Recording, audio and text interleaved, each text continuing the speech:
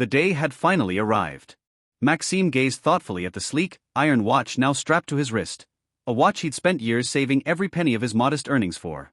As soon as he tightened the strap, the device emitted a quiet hum. Downloading user profile. A sharp, brief prick pierced his wrist, causing only minor discomfort. User profile download complete. Congratulations, Maxime Valdruve, on acquiring Iron Watch X 3303,030,303. Would you like to activate Eternity? Maxime's heart quickened. Without hesitation, he thought, activate. A slight prick followed, quickly fading as his surroundings blurred momentarily. When the world returned to focus, he found himself standing in a barren town square, surrounded by ancient, wooden buildings. Maxime glanced down, noting his simple attire, rough, cloth clothing with a small sword fastened at his waist. He wasted no time. Show stats, he mentally commanded. Instantly, a translucent panel appeared before him. Name, Maxime Valdruve. Class, Peasant. Money, 10 gold coins. Statistics. Strength, 5. Agility, 6. Vitality, 7. Equipment. Iron short sword. Cloth armor. Talents. Nox limit, level 1, rank, unknown. Rank unknown. Maxime muttered in confusion. Curious, he asked mentally, show details on Nox limit. Nox limit, rank unknown significantly enhances combat effectiveness, equating to a talent of diamond rank. Provides unique combat benefits and boosts skill acquisition. Cooldown, 7 days. Diamond rank equivalent? Maxime murmured in shock.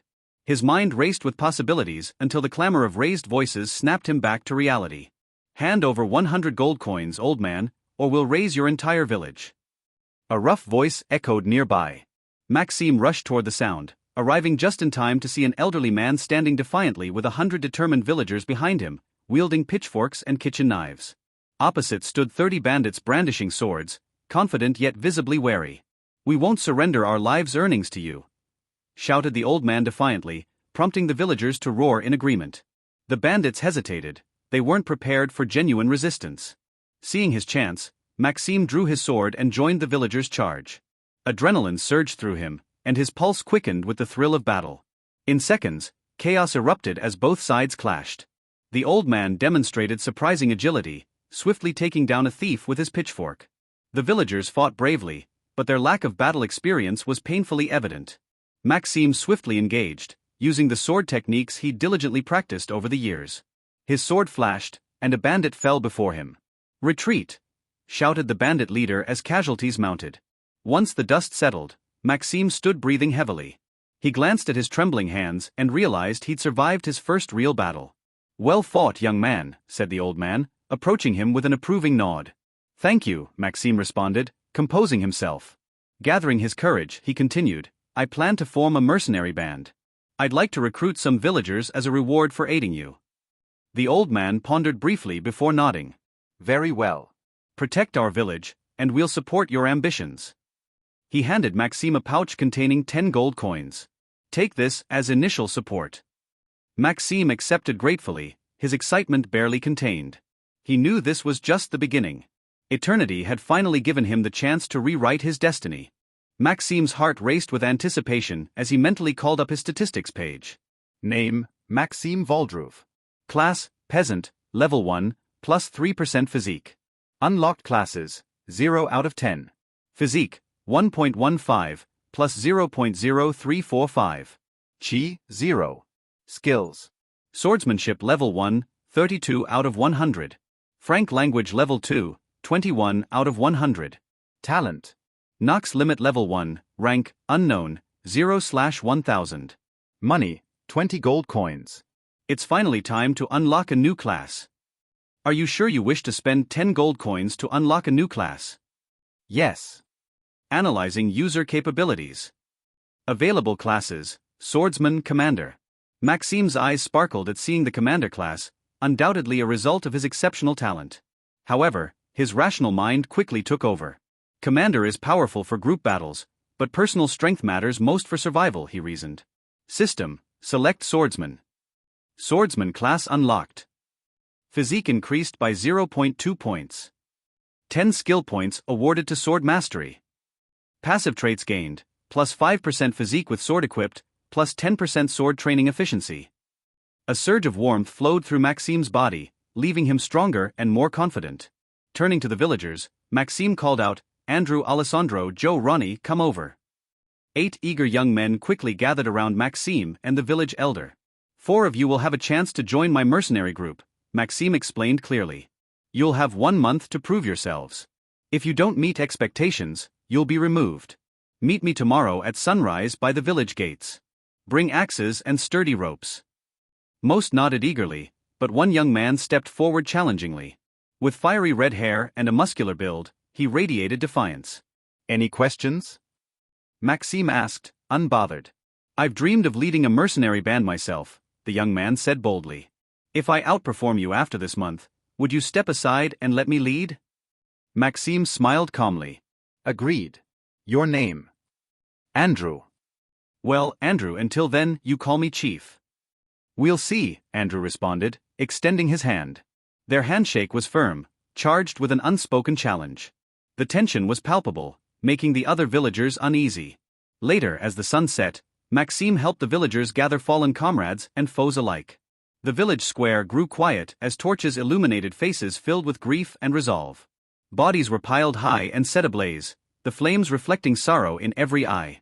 Amidst the solemn atmosphere, Maxime observed Andrew and the others, noting their reactions: grief, anger, determination. When the flames dwindled, the villagers slowly dispersed.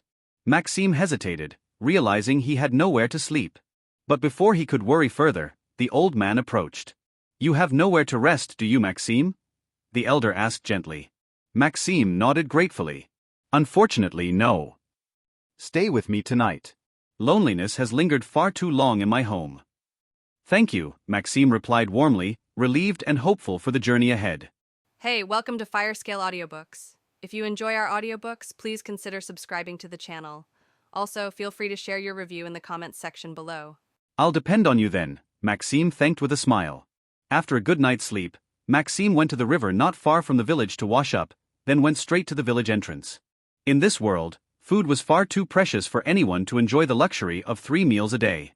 A small wooden gate less than 2 meters high and 4 meters wide formed the entrance to the village. Surrounding it were a series of interconnected wooden posts.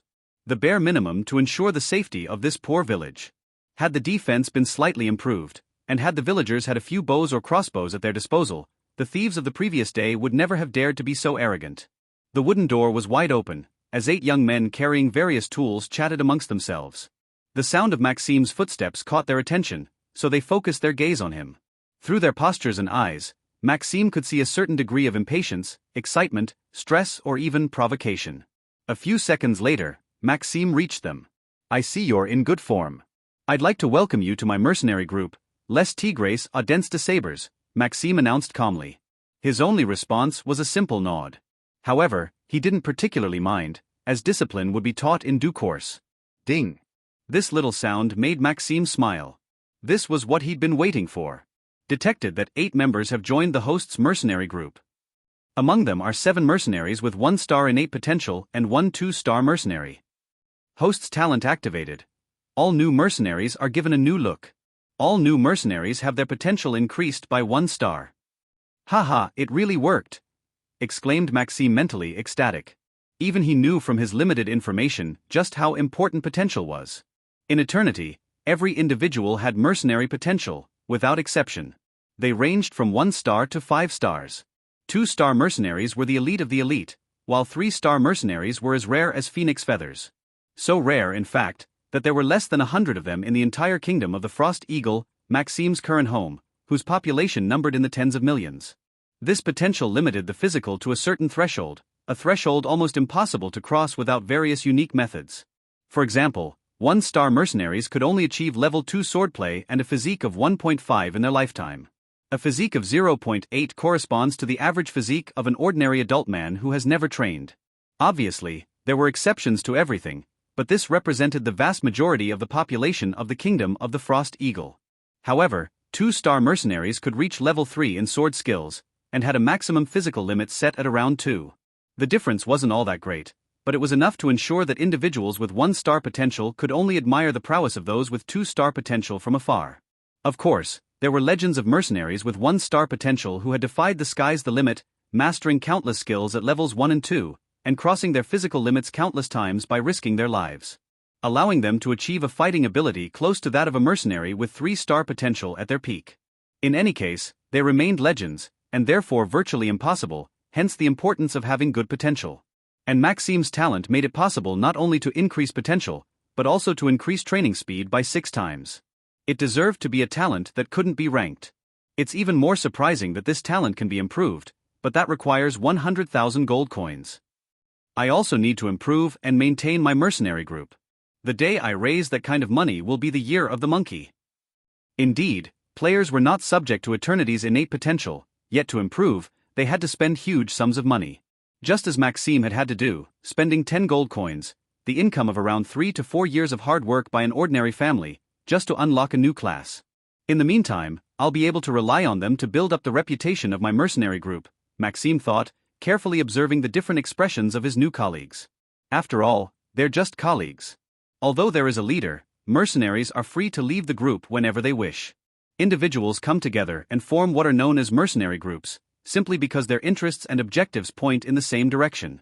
On the other hand, Andrew was deep in thought. What is this? Why do I feel as if everything around me suddenly becomes more alive, more beautiful? It's as if my being has transcended into a higher form of life, he asked himself with excitement and curiosity, looking around him. Could it be because of this man? He thought, fixing his gaze on the blonde-haired young man in front of him. I'd ask you to pay a little attention, my new young mercenaries, Maxime declared softly. But seeing 5 of the 8 mercenaries still concentrating on acquiring their new power, he finally decided to use the big guns. With a quick step, he rushed towards the nearest of the 5 mercenaries, still unfocused, then grabbed him by the throat and lifted him up with one hand. A heavy silence followed.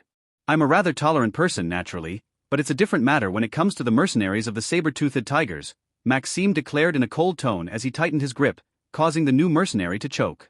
They all suddenly remembered that this blonde-haired young man had decapitated several thieves in a row without hesitation the day before, while for their part, the mere scene had been enough to make them want to pull out all their guts. From now on you're already new members of the group, albeit temporary, and so you'll have to abide by a few rules common to all mercenary groups. The first being respect for the leader of the group, i.e. me. Seeing that the man he was holding by the throat was beginning to turn his eyes skyward, Maxime decided to release him.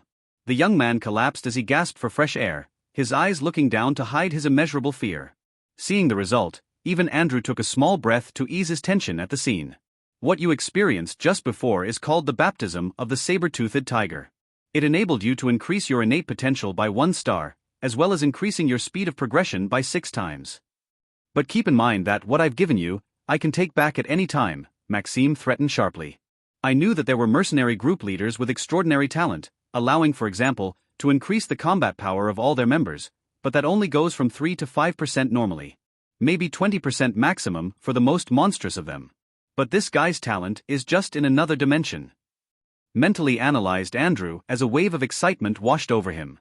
This is the best time to prove himself and make sure he gets a good place in the future in the mercenary group. For surely, this guy will become a heavyweight in the kingdom. No, even in the world. This was the collective thought of all the new mercenaries. Now let's waste no time and start training, said Maxime with a smile, and another change of face and intonation. But the reaction of the new members was quite different. Oui, chef, replied the new members of the mercenary group in unison, with the exception of one, as he was still suffocating on the ground. However, he gave a thumbs up to show his agreement, which made Maxime laugh slightly. 1 month later. Maxime was not far from the village, in the middle of the forest. With the help of his apprentice mercenaries, he had cleared a 50-meter radius to build a training area.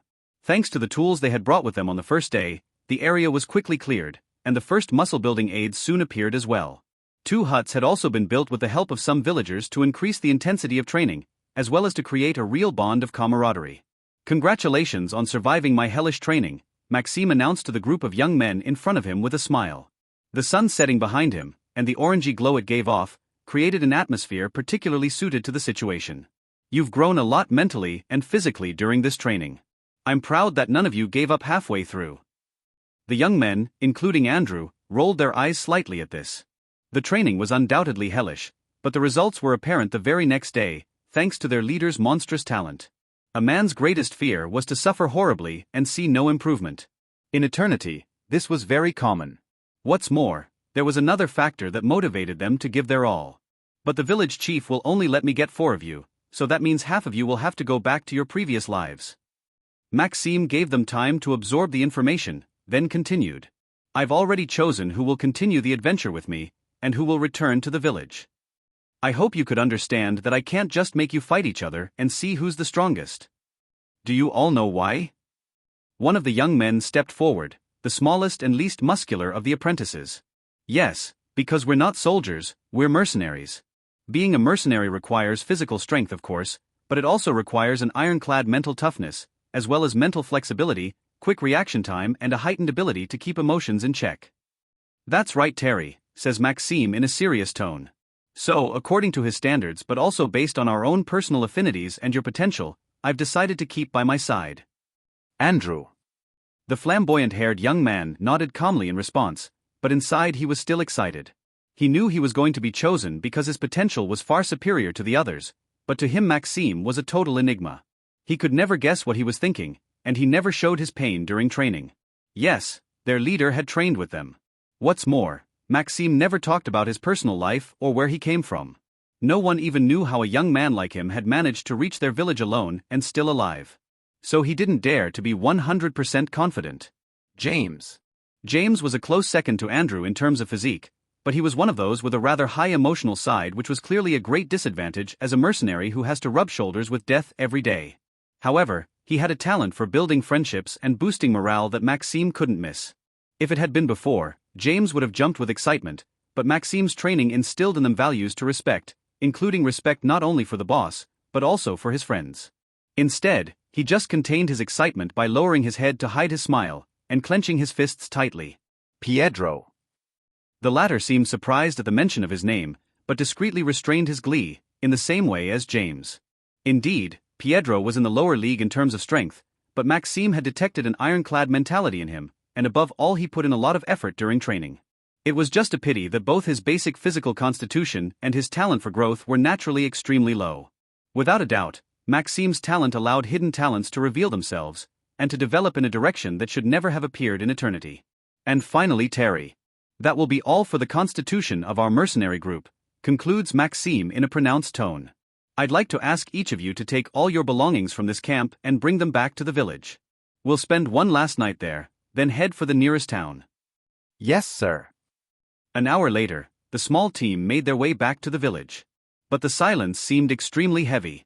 The faces of the 4 mercenaries who hadn't passed the selections seemed to be totally decomposed. Maxime noticed this, but said nothing. Missing out on this kind of opportunity felt much worse than having a green hat on your head. They were all aware that they had either saved their lives by not going into battle and tragically dying on the way to glory, or lost the opportunity to stand among the heavyweights of this world. But from now on, each of them will have to return to a normal life, and perhaps in the future join an ordinary mercenary group and then die like trash on some battlefield in some remote corner of this world. After all, successful mercenaries were extremely rare. So painful, I'd so like to take them all with me. Mentally thought Maxime as he walked calmly towards the village. A small noise escaped Maxime's mouth as he saw that over the village a black smoke covered part of the sky. It wasn't just him, all the mercenaries saw the smoke more or less at the same time. A bad premonition struck their hearts, as they all began to run, keeping only their weapons with them, without waiting for Maxime's orders. What a pain. But I hope it's not what I think it is, otherwise. Thinking this, a dangerous gleam passed through his eyes as he also began sprinting towards the village. 10 minutes later, Maxime reached the village first, but what he saw made his eyes widen and he didn't dare take another step forward. A few seconds later, Andrew arrived as well. Seeing Maxime's back totally motionless, an invisible arrow shot through his heart, but he pressed on. What lay before him was worse than anything he could have imagined.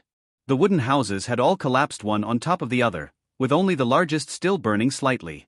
Corpses filled the village entrance and main street. Mostly men and children.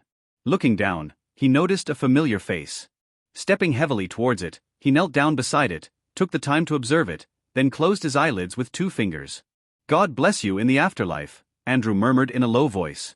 Maxime watched the scene from a distance, and thanks to his keen hearing, he could hear Andrew's words, and it made his heart waver slightly. He also recognized the face. It was that of the first face he'd seen on entering this world. The old man's. From the emotions on his face, it was easy to see that the old man had died without fulfilling his most cherished wish: to protect the village. This affected Maxime deeply. He knew he was in a game, and he'd been warned in advance, but it felt real, too real. "Don't worry, old man, I'll definitely find out who did this, and I'll personally see to it that you get your revenge," Maxime secretly promised, which slightly lightened the waves in his heart. After a few seconds of silence, Maxime saw Andrew rise to his feet. The red-haired young man's back seemed so lonely. Maxime almost felt as if he were in a painting in this kind of setting. Little by little, Maxime saw Andrew turn around. Finally, he met Andrew's blood-red eyes as tears slowly rolled down Andrew's face. "I've lost everything," he whispered, staring at Maxime.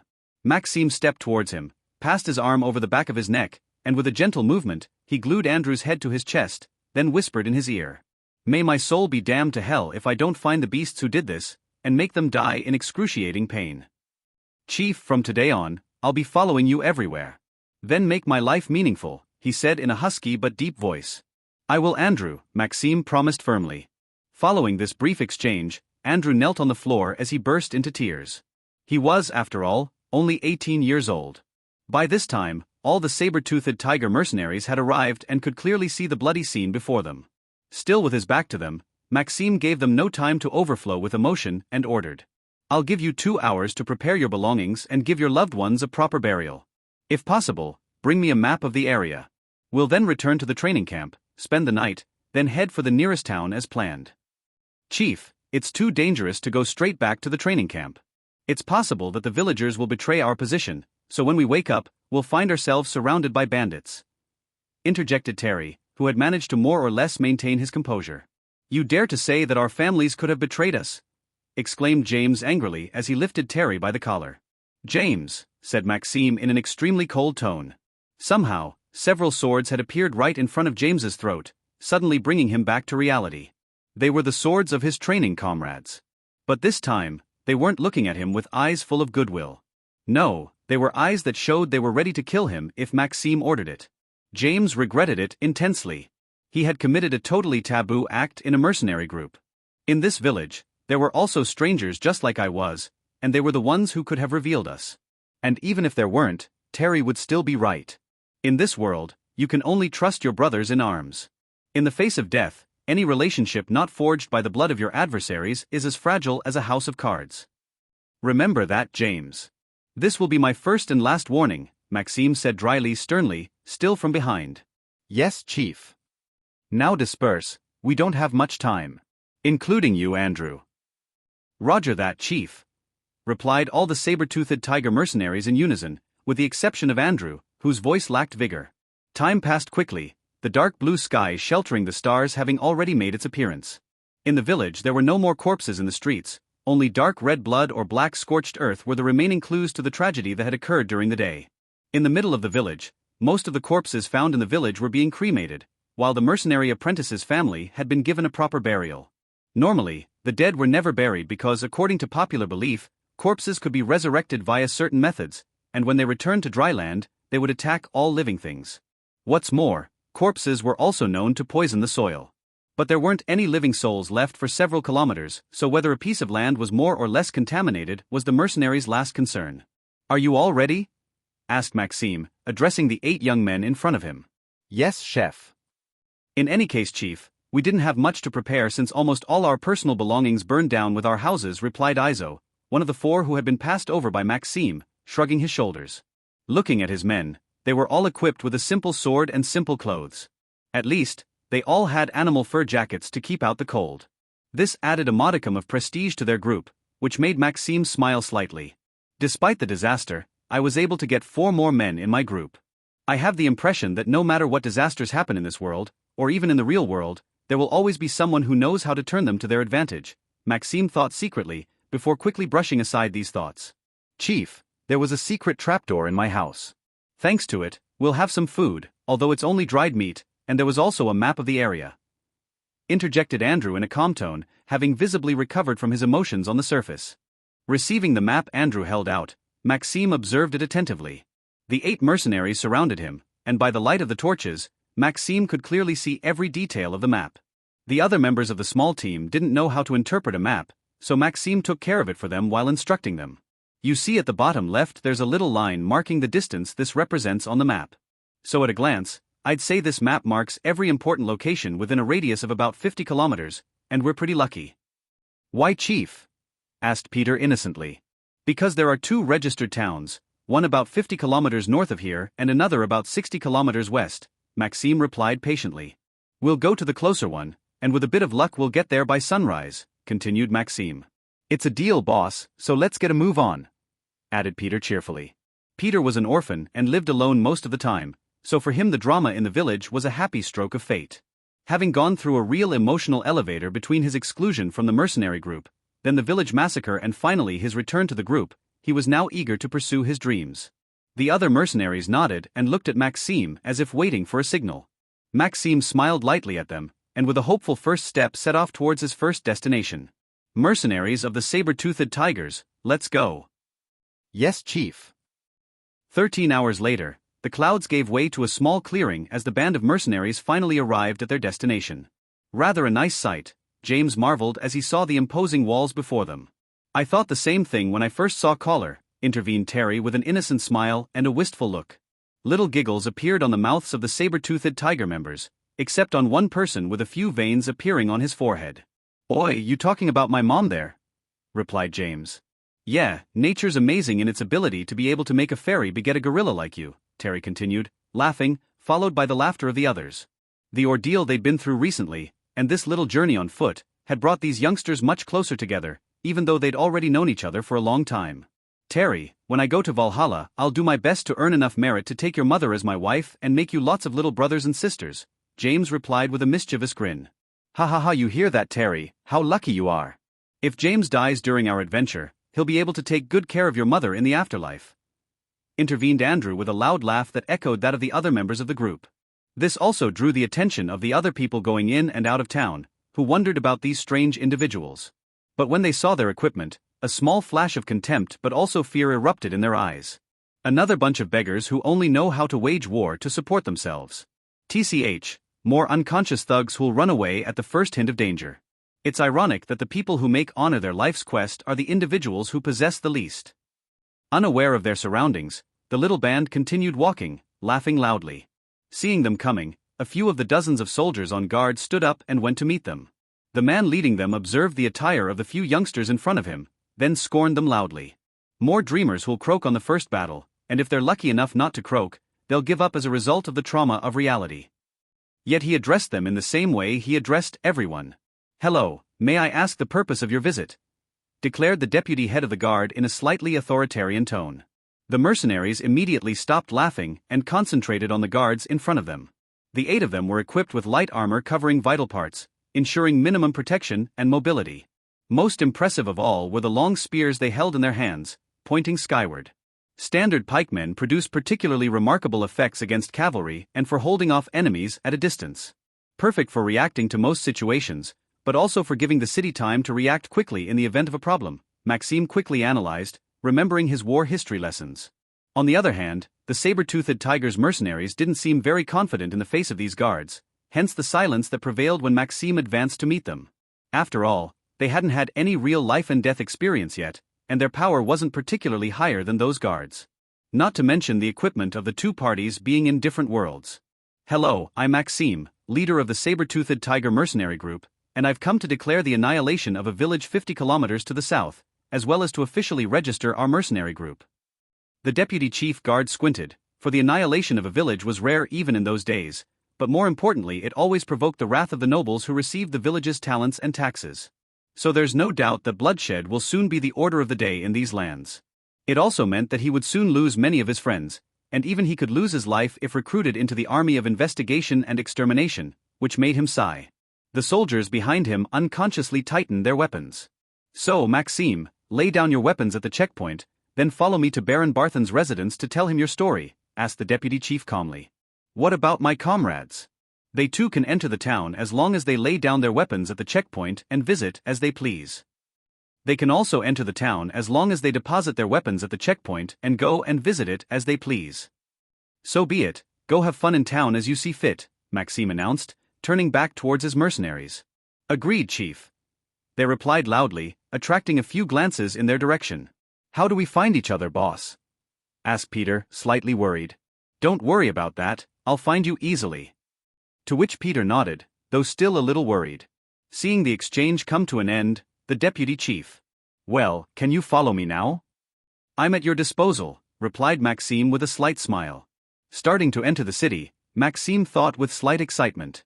At last I'm really starting my adventure, and who knows, maybe I can find a mercenary with 2-star potential in this town. Although even if I do, it's probably someone with better looks and skills than me. He should also already have a very high status. After all, even this deputy chief is probably stronger than me. Suddenly, a startling thought appeared in his mind and he couldn't help releasing it. Deputy chief of the guard? Yes, he replied naturally without turning around. How would you like to join my band of mercenaries? This time he turned and with a stunned look inscribed on his face, then burst out laughing. Haha, you're not lacking in audacity, young man. We must always seize the opportunities that come our way, otherwise we risk regretting certain things, replied Maxima with a light smile. Haha, maybe when you're famous, refused the deputy chief ironically. But then it'll be too late, and even if you do manage to join us you won't get any preferential treatment or status, you'll just be an ordinary mercenary. Although obviously being an ordinary mercenary could already be the achievement of a lifetime for many people in the future, Maxime concluded, laughing lightly as if his words weren't worth taking seriously, yet his bright eyes spoke volumes. Indeed, Maxime was already a very resolute and determined person naturally, but his very ordinary status in real life acted as a restriction for him. But his completely surreal talent had completely destroyed this restriction, giving way to overflowing confidence and endless optimism. The deputy chief guard had detected these points, and was suddenly stunned by the charm Maxime exuded. In his eyes, not only Maxime's confidence but also his own charisma could be clearly seen, as if it were a tangible substance surrounding his whole being. It made his previously calm heart beat faster. I'm 30 today and yet I still haven't achieved anything particularly noteworthy and my life is as ordinary as ever. I've had relationships with many women, but none have been able to reach my heart. I've heard that many mercenaries find life much more exciting and enjoyable while roaming the battlefields. I've always laughed at them, but then why today does my heart beat so hard at the mention of becoming one? Honor? Wealth? Status? What do I really want in this life? Do I really want to continue my life as one, but remaining ordinary and only able to admire these mercenaries or risk becoming one and perhaps achieve a previously imaginable honor? Who knows? Maybe one day I could be at the front of a huge army and conquer lands and have my name cross the borders of this world. Marry a princess of some kingdom and give birth to a royal line. Suddenly, the previously resplendent eyes dimmed all at once as they snapped back to reality. No, with my talent I'd just die like ordinary cannon fodder. I might as well enjoy this quiet life, but still. I can help you get stronger. The deputy chief guard's thoughts were interrupted by the long blonde-haired young man in front of him. After a few seconds of hesitation that could easily be detected on his face, the deputy chief guard seemed to come to a decision as he firmly replied. Agreed. The scene had only lasted a few seconds, yet someone's destiny had changed drastically in that short space of time. Even Maxime was surprised by the deputy chief guard's acceptance. He'd only been testing the waters, and even all his prepared arguments had hardly been used. But he recovered quickly and announced with a smile. Welcome to the Saber-toothed Tiger Mercenaries. Thank you. Then the scene fell silent as they passed through the noisy streets. The echoes of people chatting in the street could be heard everywhere. A bard was singing not far from a pub, drunken men applauding him and even singing along with him in their husky voices, provoking laughter from nearby guards and passers-by. Individuals entering and leaving various stores selling basic necessities, particularly clothing, could be seen everywhere. Shops with a hammer as a symbol inscribed on the roof could also be seen.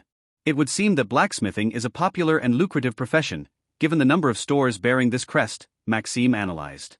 Soon they reached a beautiful residence, apparently a very large mansion. In front of the door, 2 guards watched the newcomers attentively, but soon lost their vigilance as they recognized one of them. Soon the distance separating them had shortened significantly. Welcome, Deputy Chief Romwald. May we ask the purpose of your visit and the identity of the person accompanying you? Oh, his name is Romwald. Mentally noted Maxime with an ironic smile. I've come to report on the disappearance of a village. The person accompanying me is Maxime, leader of the Saber-toothed Tiger Mercenaries. Pleased to meet you, Maxime introduced himself, smiling to establish a good image. To which the guards generally bowed their heads in greeting before looking at Romwald. Romuald also made a mental note of his new boss's first name before continuing where he had left off. He witnessed the disappearance of said village. Sensing the importance of this matter, the guard who had asked the question hurried to inform the Baron, while the other guard led Romuald and Maxime to the guest lounge before returning to his post. Maxime observed the lounge with curiosity, where two comfortable-looking sofas sat opposite each other. A fine carpet covered the floor, on which a precious wooden table was set. By way of decoration, there were several paintings and stuffed animals. Simultaneously, a beautiful young woman arrived in maid's attire, placed cups of tea on the table before bowing slightly to Romuald and Maxime and leaving. "Well, what comfortable surroundings," commented Maxime silently, who had never enjoyed such a welcome nor lived in such luxurious surroundings. Soon a middle-aged man of imposing stature and aura arrived and took a seat on the remaining sofa. A few seconds passed, from which Maxime seemed rather uncomfortable, as he had never come into contact with people of such status. At present, he had no great personal strength. At most, he was considered slightly better than an ordinary well-trained soldier. His mercenary group was also currently small and weak. And last but not least, his financial situation was not particularly high, and even seemed rather poor for a mercenary group leader. Romuald was in a worse state than Maxime because he knew Baron Barthen's personality. Deciding to break the atmosphere, the Baron questioned them seriously. "Well, I've heard that a village to the south has disappeared. Can you tell me more?" Glancing at Romuald, Maxime briefly recounted his encounter with the bandits and then the village's situation a month later. A stable source of income lost forever, so annoying, thought the Baron bitterly. "So what's done is done, there's no going back," said the Baron, sighing slightly. Seeing this reaction, Maxime was able to confirm his preconceived ideas. As the school and the book said, nobles in most worlds don't give a damn about the common people. But of course they won't treat them too badly on the surface either, so as not to risk civil war or assassination. These people are generally far from stupid. On the contrary, they are often extremely intelligent and have very broad knowledge and experience. After all, unlike in our world, nobles here start studying and working at a very early age. The simultaneous learning and application of the latter means that their expertise reaches a very high level in just a few years. Human resources management, agriculture, military strategy, law and commerce, they know it all. The only thing missing is that because knowledge is limited to a small number of people, and these people have to devote themselves to several fields simultaneously, there are rarely any innovations. This means that they will always be at a lower technological level than the main world. "Maxime, is it?" The Baron cut short Maxime's thoughts by calling out to him. "Yes, Baron Barton," replied Maxime calmly. "You're a mercenary leader, aren't you?" "Yes, that's right." "Then I charge you with exterminating this group of bandits. Don't worry, the rewards will be very lucrative." Maxime made a surprised expression. "Baron, that's impossible. My mercenary group is far too small and weak to undertake such a task." "You can't even handle a group of bandits? What kind of pathetic mercenary group are you?" the Baron questioned rhetorically with a mocking smile. Maxime lowered his head. It was the harsh reality of this world. Weakness was a sin, and he had no right to contradict it, or his head might roll the next moment. He had to be careful and above all follow the rules and customs of this world to grow up quickly, because the real world wasn't going to wait for him. Especially as exams were just around the corner, he couldn't afford to screw things up here and ruin his future.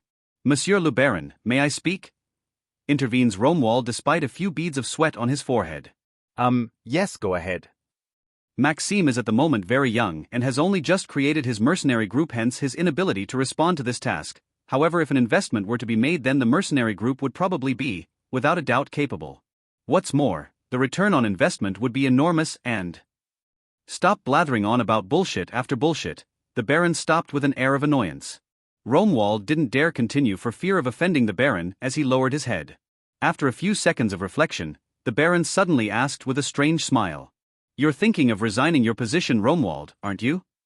Romuald's immediate reaction was to drop to one knee. And while looking at the ground he shouted, "I'm deeply grateful for the treatment I've received from the Baron so far, and I'll certainly repay you. But my desire to explore and earn my own honor was aroused anew by this young man." Maxime was extremely surprised by this scene. He knew from textbooks that the culture and status differences were enormous compared to his world. But unless he had seen it with his own eyes, it was difficult to recognize that he now belonged to such a world. Having no answer for a few seconds and not daring to look up, Romuald continued. "I'm sure he'll become a great man, and so I'd like to accompany him on his path by lending him my sword." Maxime was moved as he listened to his words. He had just realized that his actions would have a huge impact on the lives of his men. His members were in effect putting their lives in his hands. What kind of confidence or feeling had Romuald had in meeting him so that he could accept his proposal? Interesting, very interesting, murmured the Baron with a smile. Romuald raised his head, ordered the Baron. Romuald complied immediately and met the Baron's gaze. You know, you're not the first to do this. A lot of soldiers your age end up resigning from their post to join a mercenary group, as if they're going through some kind of existential crisis. But what's surprising is that the vast majority of them end up joining a large mercenary group, or at least small mercenary groups but which already have a small reputation. But you join a small group of mercenaries who are poor, have no reputation and are weak. So interesting, exclaimed the Baron as he laughed heartily.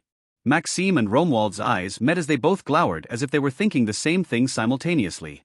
Margarita, come here and give these poor mercenaries 200 gold coins, shouted the Baron enthusiastically. 200 gold coins. Maxime's eyes sparkled. With that I'll be able to pay the first salaries and thus enable my young members to buy good equipment.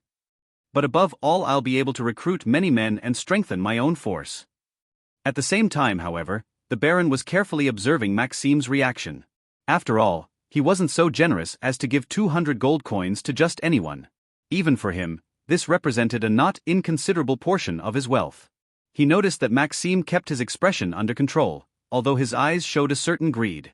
However, this still represented a calmness far surpassing his peers, which greatly satisfied the Baron.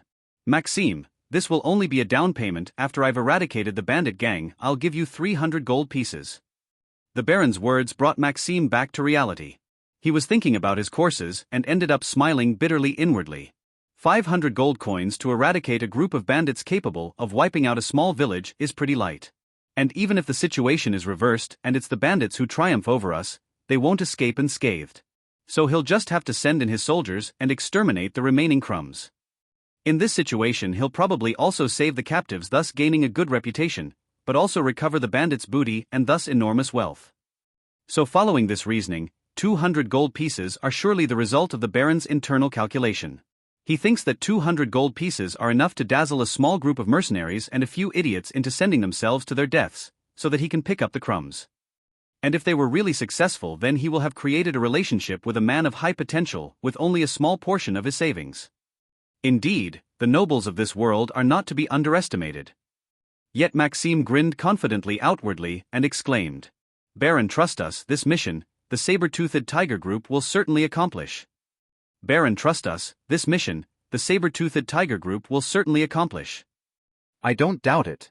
You're dismissed, declared the Baron, and without waiting for an answer, he set off back the way he'd come. At the same moment, Barbara arrived with a bag full of gold coins and placed it in Maxime's hands. Maxime thanked Barbara, and she simply bowed before setting off again to carry out her duties.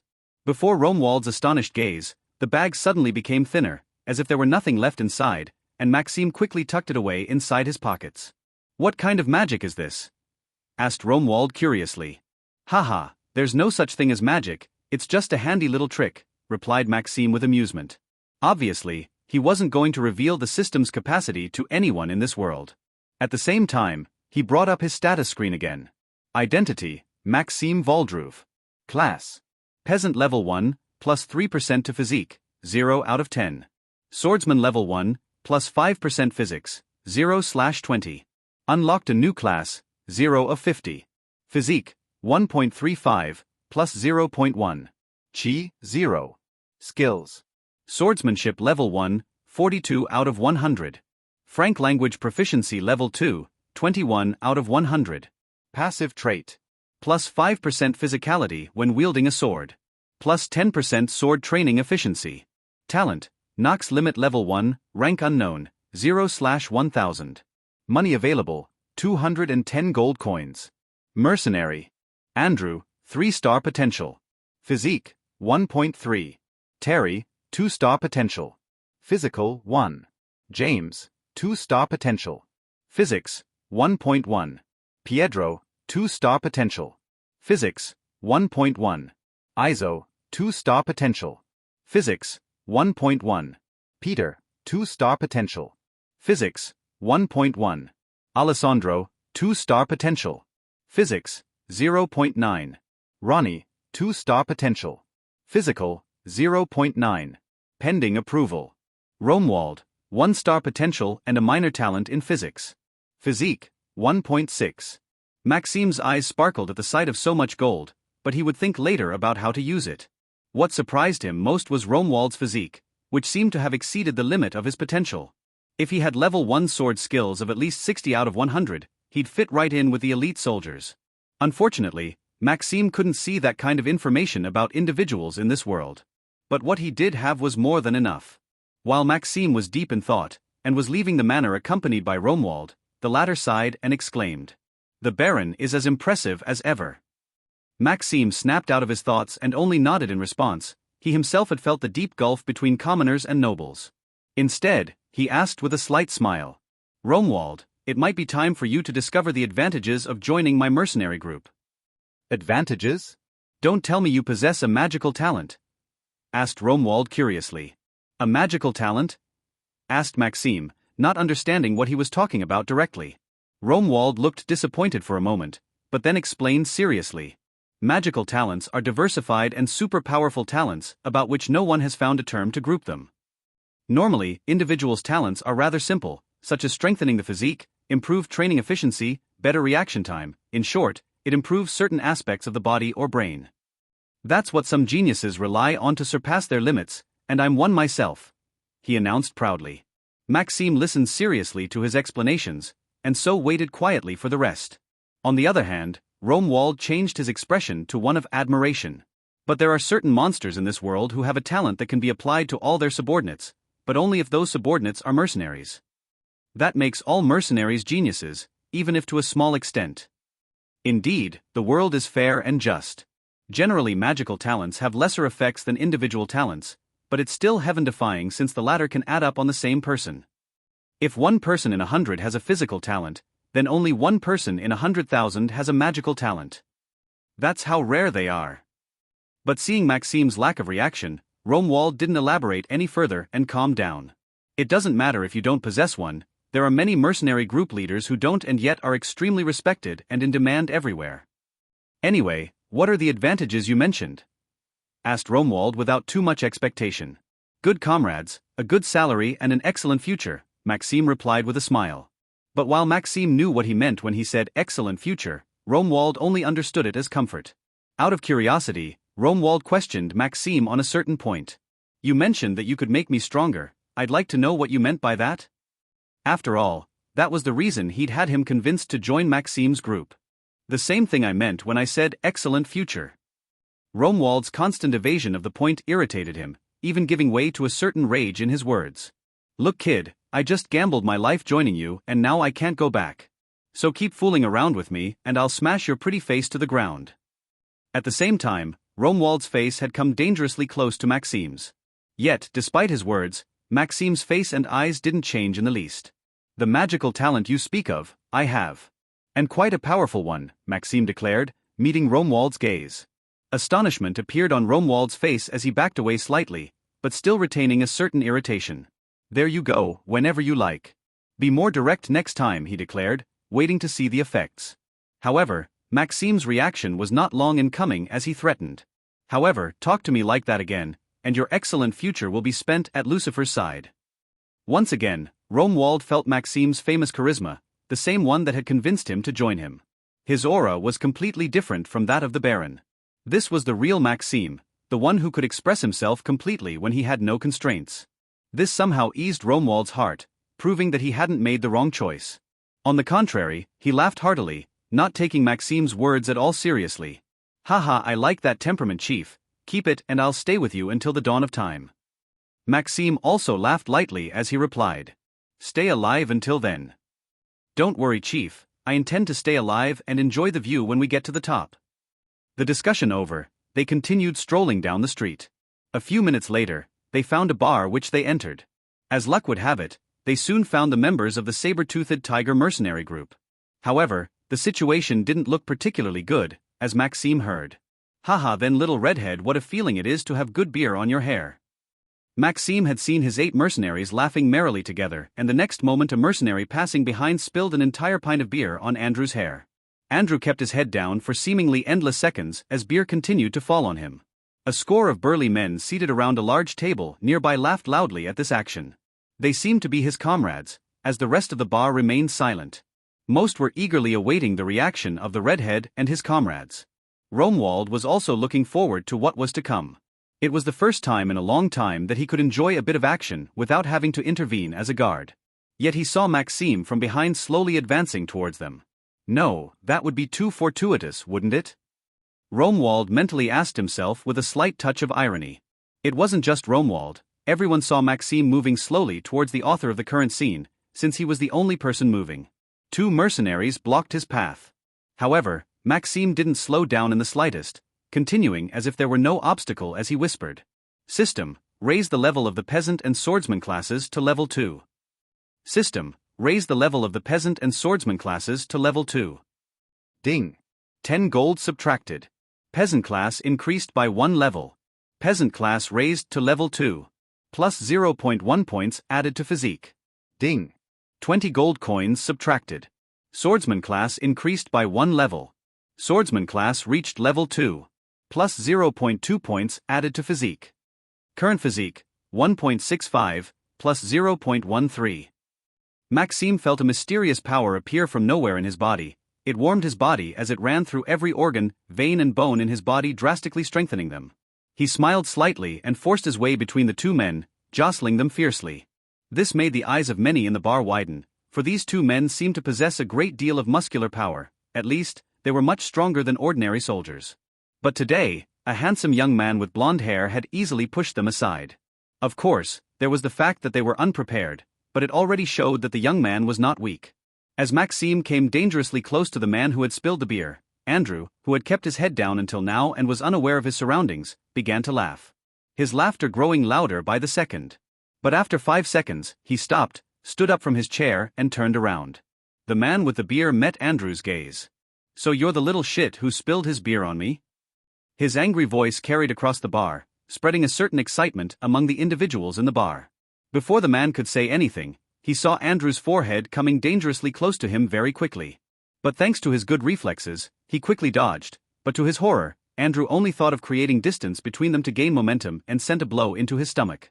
He didn't have time to get his guard up before receiving Andrew's destructive blow. Crack. No doubt the beer spiller's ribcage had been partially shattered. His face suddenly went pale as he knelt before Andrew, clutching his stomach and grimacing. He felt a current rush down his throat, but before he could evacuate anything, Andrew's knee landed in his head, knocking him out cold. His heavy body made a deafening noise in the bar. Customers expecting a good show took a deep breath upon seeing such a spectacle. Shit, this guy's completely finished. Hey, is that guy still alive after that? What a scary sequence. Haha, he really got the wrong person this time. Murmur after murmur in the bar, but no one dared raise their voice. Well, except one person. Haha, Andrew, well done on that, commented Maxime aloud, laughing. You took your time, boss, replied Andrew, smiling. The other members of the group woke up as they too reacted. Haha, well done, Andrew, I didn't think you were that strong already, commented Ronnie enthusiastically. Hey Chief, did you see that too? Andrew's gotten super strong, continued Joe, laughing. To take that guy down in 2 moves, you'd have to be, Pietro asserted respectfully. So these kids are mercenaries? Muttered a man with a scar over his right eye, which incidentally was white. He stood at the end of a rectangular table, where more than 20 men were seated. Avenge Oppo, he ordered the men beside him. In a single movement, they all stood up and moved towards Andrew, Maxime and the rest of the saber-toothed tigers. Haha, no worries, Chief, we'll teach those little brats a lesson. It's been a while since we've all stood up together for a battle like this. Hey, there's only 9 of them, try to leave one for me, guys. Noticing the noisy movement, the saber-toothed tiger mercenaries focused their attention on them. Hey Chief, it's getting hot there, isn't it? Asked James with a few drops of sweat. He wasn't the only one, everyone could see that these men were mercenaries, and no doubt each of them had already taken lives on the battlefield. This also meant that each of them was slightly better than ordinary well-trained soldiers. But Maxime, on the other hand, was rather cheerful. No, James, it's getting fun, Maxime declared with a slight smile. He wasn't saying that because he was a battle nut. No, even he could see they were going to get slaughtered. In this world, as in the real world, it was difficult with 2 hands to beat 4. However, if they could lay most of these guys out in front of them, then their group would get a very good reputation. Even if that wasn't the case, as long as they showed enough ferocity and cohesion, then it would make people want to join them. So it's all to the good, since it'll make it easier for him to recruit members in the future, and even the salaries he'll be asking for will go down. What a joy. Andrew stood next to Maxime, then without warning dashed off alone towards the mercenaries opposite. He had also understood the current situation very well, so he wasted no time in reacting. Thanks to his momentum, he collided violently with one of the mercenaries in front of him, throwing him to the ground, who instantly spat blood from the violent shock. Shit, get that brat. Andrew was unable to finish off his opponent as several mercenaries attacked him. But it wasn't long before his comrades arrived as well, blocking the attacks for him and counterattacking. Tables and stools were soon in use as violence reigned supreme in the bar. Blood soon covered the floor, from both Maxime's group and the man with the white eye. Seeing the chaos, Romuald muttered to himself with a sigh. I guess I don't have a choice in receiving this beautiful chaos. Me who used to stop these fights is now part of it. How ironic. Both his hands rested on the two men who had previously blocked Maxime's path and now had their backs to him. Sensing the presence behind them, they turned curiously. Nice to meet you, I'm Romuald. All they saw was a middle-aged man with a smiling face, currently awaiting approval to join the Saber-toothed tigers. He continued in the same tone. The two gorillas were equally quick to smile and introduce themselves. Urs of the Bloody Bears, nice to meet you. IRY to our Sanglants too, nice to meet you. Romuald nodded gently in acknowledgement, then landed an uppercut on the first of the two by way of greeting. However, IRY was quick to react, sending a swift jab into Romuald's face, knocking him backwards. Haha, not bad at all, exclaimed Romuald, laughing heartily. That was the thrill of the fight I'd long since lost, and now I've finally got it back. What fun. Then the three combatants began to clash violently. The man with the white eye soon noticed them, then whispered. Oh, Romuald, the deputy head of the guard is fighting with Urs and IRY, and he's not losing any ground either. It's both interesting and surprising. Would he have joined that bunch of brats? On the other side of the bar, Maxime stooped to avoid a right and then, with the help of his right foot, spun around quickly. He grabbed his assailant's arm and pulled hard, making sure with his back that he lost his balance. Boom! His assailant flipped over in the air, his back landing hard on the ground. This technical maneuver drew some applause from the nearby audience, much to their delight. Unfortunately, before Maxime could reposition himself, two large men armed with stools came up behind him and smashed them violently over his head. Maxime stood up groggily, blood pouring from his forehead. Fuck off. Saving nothing for defense, he swung an arm across the face of each assailant simultaneously. But his physique was such that this amateurish gesture with little power made both men recoil. Quickly observing the situation, Maxime realized that he'd more or less lost.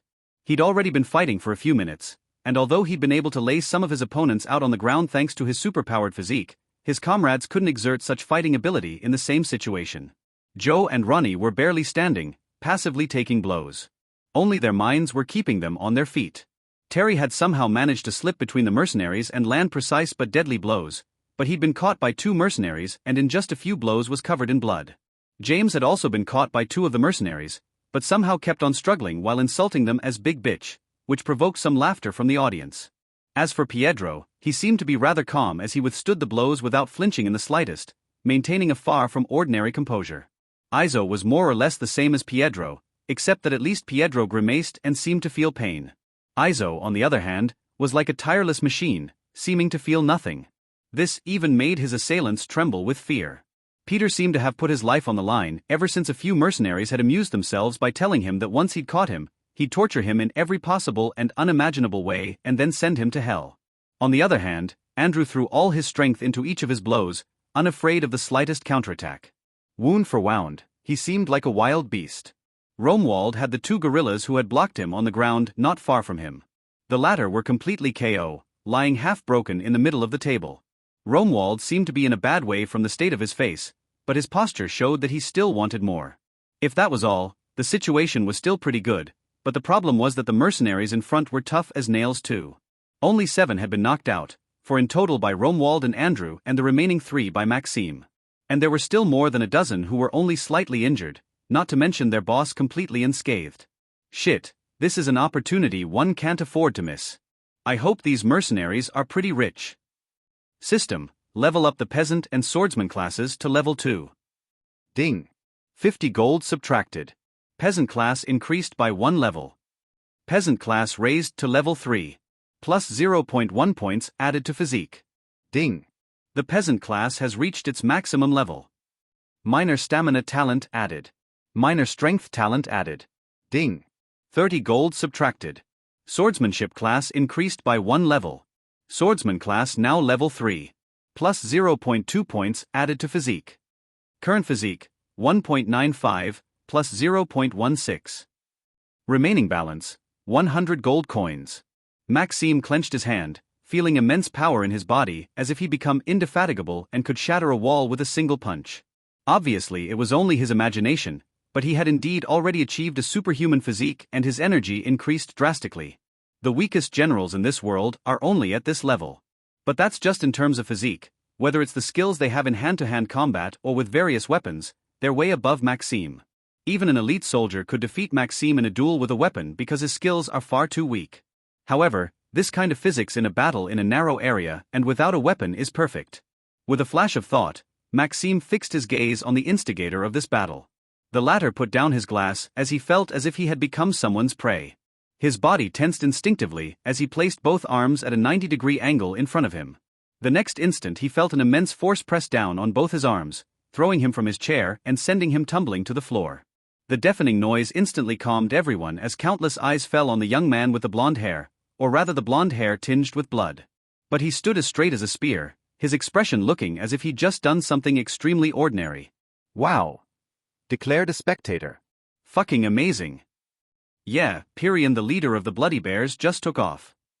Haha, we're witnessing the birth of a new legend, who knows? Yeah, that guy's really strong, especially for his age. His comrades are pretty strong too to last this long against the Bloody Bears, who are experienced mercenaries. No matter what the surrounding noise, Maxime could always tell the difference. And right now his aim was to create an extremely strong image of himself to attract more mercenaries to join him. Do you intend to stand up again, or shall I finish you off as you are? Declared Maxime in an indifferent tone. The noise that had existed before fell silent, and the spectacle was fully appreciated. Haha, it's been a long time since I found myself in such a state. Laughed Pyrian as he quickly got to his feet. What's your name, young man? He asked curiously. Maxime, leader of the Saber-toothed Tiger mercenary group. And you? Replied Maxime with the same curiosity. In fact, the hostility between the two wasn't that great, and fights between mercenary groups were commonplace in this world. In fact, it was a way of training members with minimal risk, while increasing one's reputation, notoriety, and prestige. Maxime had already worked on himself to change his perception of the world, as entering the mercenary world required adapting to its customs. Pyrian, leader of the Bloody Bears mercenary group, he replied with a smile. The next second, he moved quickly and ferociously attacked Maxime. Shit, in terms of physique I'm probably above him, but his fighting skills completely dominate me. Maxime could only defend himself passively against the deluge of attacks. In that case, I can only do this. Maxime quickly detected a jab coming towards his face. An opportunity. As the jab hit his face, surprise could be seen on Pyrian's face. Shit, get off me. Haha, now that I've got you, believe me, I'm not about to let go. Declared Maxime with a grin. Indeed, Maxime had sacrificed his defense to immobilize one of Pyrian's arms. Then it was blow for blow, but on the one hand Maxime was physically superior and attacked with his dominant arm, while Pyrian could only throw jabs with his left arm and grit his teeth. But after just 30 seconds, he was puking his guts out from taking blows to the stomach. This drained him of energy, but allowed him to regain his distance from Maxime, who had quickly stepped aside. Shit, what kind of mercenary potential you got? It must be a 3-star to be so monstrous at such a young age, right? Even 4 stars. Pyrian said in frustration. Maxime didn't answer and instead asked. You have gold, don't you? If you don't want to go out worse off than you are now, pay 100 gold. Pyrian frowned and said. Don't screw up too much, Maxime. My Bloody Bears have been rather reasonable, otherwise your men would already be all down in a miserable state. Maxime didn't show anything on his face, but he knew Pyrian was telling the truth. Otherwise it would have been enough for 2 Bloody Bears to block the arms of one of his comrades, and then a third could have just beaten him up. But in actual fact, they did play fair, although they did take advantage of their numbers, except in their duel court. But I won, and it was your mercenary who provoked us, announced Maxime. 50 gold coins, Pyrion replied after some thought. 100 gold coins, continued Maxime in a firm tone. Don't overdo it, Saber-toothed Tiger Chief, 100 gold coins already represents our gross income for a month's mission. After subtracting logistics, salaries, maintenance of various collective equipment, a few bonuses, curative medicines and compensation for members killed in action, there's not much left. But Maxime remained stoic. Waiting a few seconds, Pyrion sighed, then declared firmly, "Brother, draw your swords, today blood will flow freely." The sounds of drawing were heard one after the other, as countless swords were pointed at Maxime and his comrades in various parts of the bar. This time, Maxime could no longer maintain his composure. Indeed, mercenaries are no fools and are extremely greedy for money. Taking money from people who have earned it by putting their lives on the line is an extremely dangerous gesture, Maxime thought with slight disappointment. That's 50 gold coins and you pay for the repairs to the bar, announced Maxime. It's a deal, replied Pyrion with a smile, tossing a bag of gold coins to Maxime, who caught it in flight with one hand. After all, even he would risk death given his current state. Let's go, guys, said Maxime, leaving without a glance behind him. All the mercenaries followed him, although most of them were in a sorry state. However, their backs were straight and they exuded a certain menacing aura, impressing the various onlookers. On the way, Maxime glanced at Romuald, then nodded in approval. Ding! Detected that Romuald has joined the host's mercenary group. Innate potential of a star with a minor talent in physics detected. Host's talent activated. The mercenary Romuald's potential is increased to 2 stars. Simultaneously, Romuald notices something change from deep within his being. How is it possible? I no longer feel this barrier that used to hold me back so strongly from progress, murmured Romuald with enormous shock. Then he looked at Maxime's back as he calmly walked away, and his eyes widened.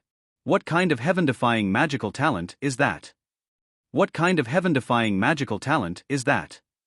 But that would explain how youngsters from nowhere can compete so easily with experienced mercenaries, thought Romuald as he watched the rest of his new comrades, who were also watching him. Indeed, without knowing why the deputy head of the guard had joined their battle. Normally, he was supposed to stop the fight and not join it. So whether it was Andrew, Pietro or James, they all looked at him with recognition but also with a certain other strange look. After a few moments Romuald came to his senses. They're treating me like an idiot. No doubt about it, Romuald thought, slightly irritated. He continued, but kept his insults to himself as he continued to smile to fit in with the group. This only increased the mercenary gaze of the saber-toothed tigers, which annoyed Romuald even more. "Why are you here, old man?" asked Peter with an innocent face. "Old man." On Romuald's face, a resplendent vein sprang up. "Has an old man ever made you eat the floor?" he continued angrily. "No, why would he?" replied Peter normally with a hint of curiosity. "Don't worry, the old man in me has a good reason," continued Edward, clenching his fists in front of him. "It's okay, Romuald, some of them really did have grandfathers your age. Not to mention that you look really old," Maxime interjected. Had, thought Romuald silently as a little condolence appeared in his mind. Oblivious to custom, Maxime announced directly, "Oh, in fact Romuald is officially joining our ranks today." Reactions soon followed. "Ha ha ha, a new recruit, that's fast," exclaimed James. "How did you do it, boss?" asked Terry with a puzzled look. "Ha ha, call me big brother from now on, old man," laughed Peter to his heart's content. "No," Romuald curtly replied to Peter with a new vein appearing on his forehead. While his mercenaries teased each other, attracting many curious glances along the way, Maxime headed for a strange store. It was as big as a mansion, surpassing most of the city's infrastructure. Seeing their leader heading towards this strange store, the mercenaries asked themselves various questions, but asked nothing. Romuald seemed surprised for a moment at such discipline. "I didn't think they were capable of such maturity. However, this store is," murmured Romuald with a shiver of fear running through his body. "Whatever the times, these profiteers will always exist," observed Maxime with cold eyes. The storefront displayed in large letters, "Brotherhood House." There was also a small welcome message below it.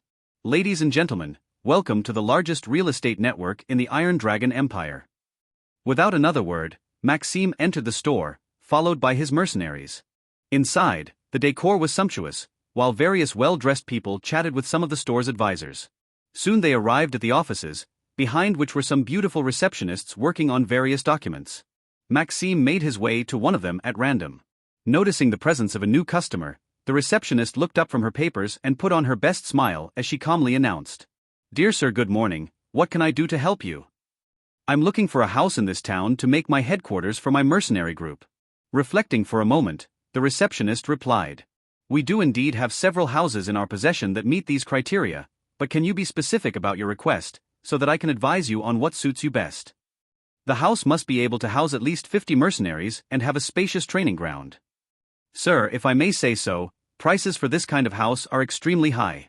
If you have less than 30 mercenaries in your group, then you won't be able to rent for a long time. On the contrary, your group will go bankrupt." Hearing this, most of the group behind Maxime paled slightly. That's just his business, if he goes bankrupt so be it, but I don't think he's stupid enough for that. What's he thinking? Analyzed Andrew calmly, watching Maxime's back. "Thank you for your concern. Can you still find me a few houses that fit these criteria?" replied Maxime. "Of course. Let me take a look at what I have available," affirmed the receptionist with a charming smile before plunging back into her files. After a few seconds, the receptionist announced, "I have one house left that meets your criteria. It can comfortably accommodate a total of 80 mercenaries. It's in the center of town, so shops are close by. Security is also excellent. The house has 3 kitchens, 20 bedrooms, several." "That's fine with me. How much is the rent?" interrupted Maxime. 50 gold coins a month, sir."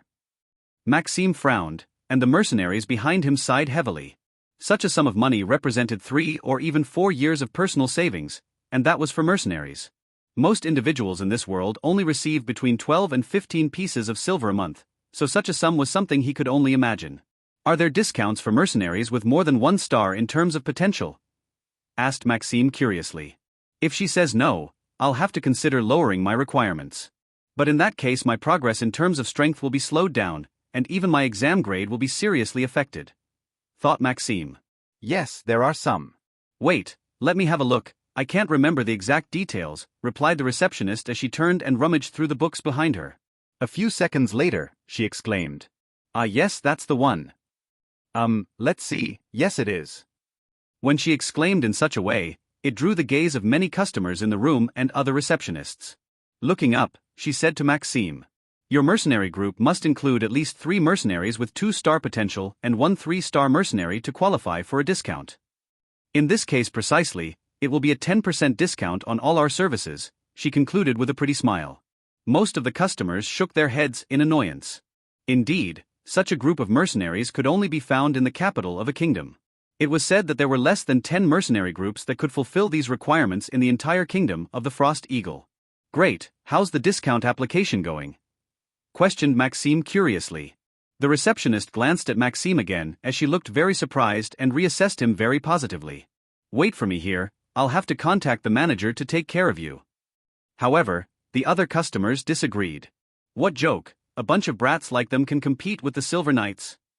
Not just the Silver Knights, the Snakes of the North, the Ice Eagle Clan, the Barbarian Syndicate. Ha ha ha, young people are really funny these days. Reminds me of the day I made a girl in the neighboring village believe I was one of the Silver Knights. A rough-skinned man with an imposing build laughed aloud. "What a worthless playboy," sighed an exaggeratedly well-dressed man next to him. "Says the guy looking for his famous pure girl in this world. Stay a virgin wisely in your corner," replied the imposing man sarcastically. "Say that again?" "Says the guy who's looking for." "I'm going to kill you," said the well-dressed man as he blushed with rage while starting to draw his sword. "Mr. Cario," exclaimed the young receptionist as she came running into a well-decorated office with neatly arranged books. The man seated at his desk put down his quill in the ink pot and replied with a smile. "What is it, Jessica?" "A group of mercenaries want to take the test." Cario looked confused. "What test? And please calm down." Jessica took a deep breath before saying, "The test for the discount." Cario thought for a few seconds before his eyes opened wide. Cario ordered after a few seconds thought. "Okay," replied Jessica quickly, then left as if she were running away. Cario looked at the small crystal ball on his desk and placed his hand on it. A dull star appeared on the crystal ball. A faint sigh escaped from the desk. Jessica stood at the top of the stairs, her mouth gaping at the chaos that had occurred in her absence. Rodrigo, come here. My sword thirsts for your blood. Ernest, it was just a joke. A little joke. There's no need to want my life, is there? The well-dressed man had already drawn his sword, while the well-built man fled in all directions. The various customers avoided their path as best they could. Maxime and his band of mercenaries looked on in amusement, laughing lightly at the exchanges between the two. It's too bad for Ernest that he left his gun at home, haha, exclaimed Peter, laughing loudly. I wonder why he left his gun at home, said Andrew in a curious tone. A real man always keeps his gun close to him, it's his fault if he dies, muttered Izo, but everyone could hear him one way or another. Maxime glanced at him and saw a glint of light on his sleeves. Pretty smart, he thought. It's a shame the guards got ours outside, James commented sadly. Yeah, I really feel like I'm helpless, what a horrible feeling, said Ronnie. At the same time, the two men creating chaos headed towards Maxime's mercenary troop. Hey genius mercenaries, come and help me or I'm really going to die because of this damned nobleman, shouted Ernest in a panic. Fuck you, Andrew replied dryly. What an idea to make noble friends too, thought Terry. Haha, I'm coming anyway, exclaimed Ernest, laughing as he came dangerously close. Maxime sighed slightly, knowing that he'd have to act, or else their group's reputation would suffer. But just before he took a step, noise came from outside. The town guard's here, exclaimed one of the customers nearest the entrance. TCH, said Ernest, sheathing his sword. Haha, I'll live another day, Ernest, laughed Rodrigo gleefully. Those who break Baron Barthen's rules, name yourselves and follow us, shouted one of the men at the front of the newly arrived guard team. A heavy silence fell over the room, but Ernest and Rodrigo quickly broke it by coming forward and walking towards the guards. In any case, Ernest wouldn't have too much trouble, given his connections, so he moved with a light, carefree step. Rodrigo didn't care either, since he was the victim, and with a friend like Ernest he was used to it. Ernest, Rodrigo, intervened Maxime in a loud voice attracting all eyes. What do you want, peasant? Replied Ernest arrogantly. On the other hand, Rodrigo looked rather curious, though he didn't answer. The saber-toothed tigers are recruiting soon. Come and I'll teach you how to become a strong man, replied Maxime with a smile. But there was a slight arrogance in his words that irritated Ernest, while a glint of appreciation appeared in Rodrigo's eyes. Ernest wanted to make a gesture, but finally held back as he was being watched by many people at the moment. If you really do have the kind of talent that would make even the best mercenary groups jealous, I'd certainly come, Ernest finally concluded with a curt tone before leaving. Rodrigo nodded in agreement before leaving. As they left, Andrew asked, why recruit these two sick people? Because they're interesting, so I want to see them on a battlefield. And because they're fun, continued Maxime with a cheerful smile. Fun? Is that really a selection criterion in our group? Thought Andrew, looking closely at Maxime. Terry watched the scene, thinking of something to say, but finally restrained himself. At the same moment Jessica arrived. Gentlemen, the manager would like to welcome you to his office. Please follow me upstairs, she invited, having regained her previous composure. Of course, we'll follow you, replied Maxime on behalf of everyone. Walking for a few seconds, Maxime asked, Jessica, can I ask you a question? Yes, of course, I'll answer it to the best of my ability. You seemed really surprised that we have 3 2-star mercenaries and 1 3-star mercenary, is it really that rare? Well yes, in this city with over 100 years of history, there may only have been 3 groups registering with such a large workforce. But more importantly, each of them already represented a significant force in the milieu, as several thousand mercenaries were affiliated with them. Thinking for a moment longer, Jessica continued. Generally speaking, mercenaries with a potential of 2 stars or more seek to obtain a position with a certain status to go on the battlefield with people ready to protect them in case things go wrong. So small groups of mercenaries usually have no expert apart from the leader. Maxime smiled slightly and said, Thank you for this valuable information. After this brief discussion, they arrived in front of the office door, but before stepping through it, Jessica paused for a moment. May I ask a question too? Yes, of course. Jessica approached Maxime very closely and whispered innocently in his ear. How did you manage to attract so many experts close to you? She pulled back slightly, and their eyes met as they were almost glued together. A few seconds passed in this situation, while the mercenaries next to them watched the exchange intently. Noises from their throats could be heard. It's a secret, Maxime asserted, laughing lightly and breaking the atmosphere at the same time. Yeah, confirmed Jessica, pouting. Maxime and the others heard them through the door. Maxime replied loudly as he entered with his group and Jessica. An hour later, they emerged from the door with broad smiles on their faces. Haha, super chef. A 30% discount on the rent, that's more than we could have hoped for, exclaimed James. Yeah, but we'll have to help this branch in case they have a problem.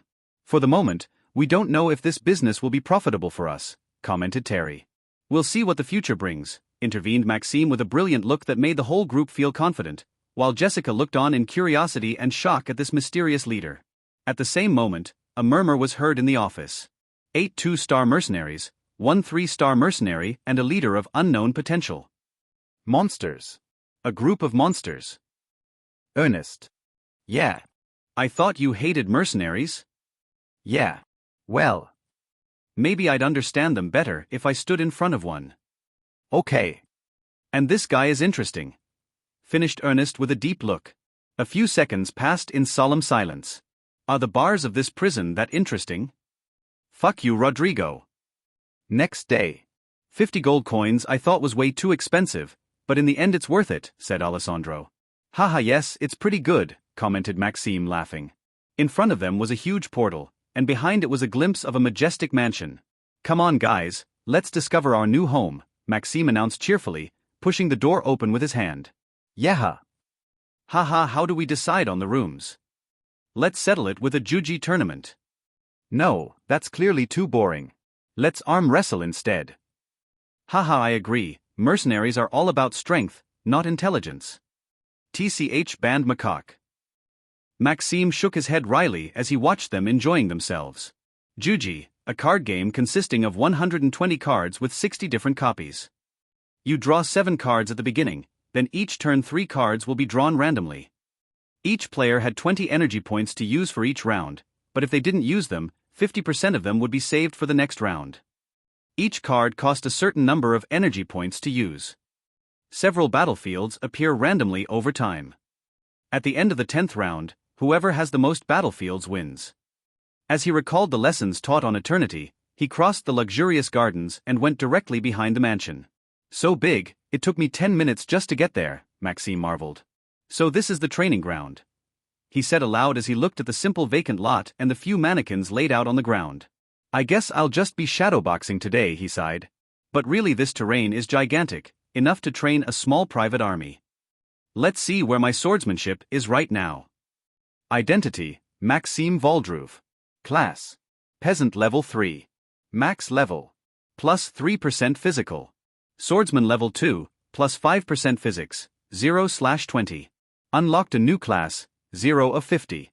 Physique, 1.95, plus 0.16. Chi, 0. Skills. Swordsmanship level 1, 62 out of 100. Frank language proficiency level 2, 25 out of 100. Passive trait. Plus 5% physicality when wielding a sword. Plus 10% sword training efficiency. Talent, Nox limit level 1, rank unknown, 0/1000. Money available, 115 gold coins. Mercenaries. Still at the same level as expected. Still, I really don't have much money left after paying the rent. Rent of 35 gold coins after the 30% reduction, which is really not expensive for a place like this. But at this rate we'll only be able to last 3 months, and with recruitment if we last 2 months that's already not bad. After all, there's food and wages to pay too. Maxime felt a headache coming on as he thought about all these details. Fortunately there's no bail in this world and mercenaries in this world buy and maintain their equipment themselves. But with Brotherhood House it's more like my life they'll take if something's broken. Sighed Maxime sarcastically. At least I'm glad the guards gave us back our weapons.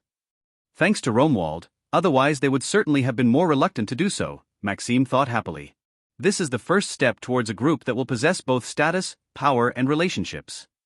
Succeeding in Baron Barthen's mission will be the first step towards becoming world famous, whether in eternity or reality, Maxime said aloud as he swung his sword in front of him.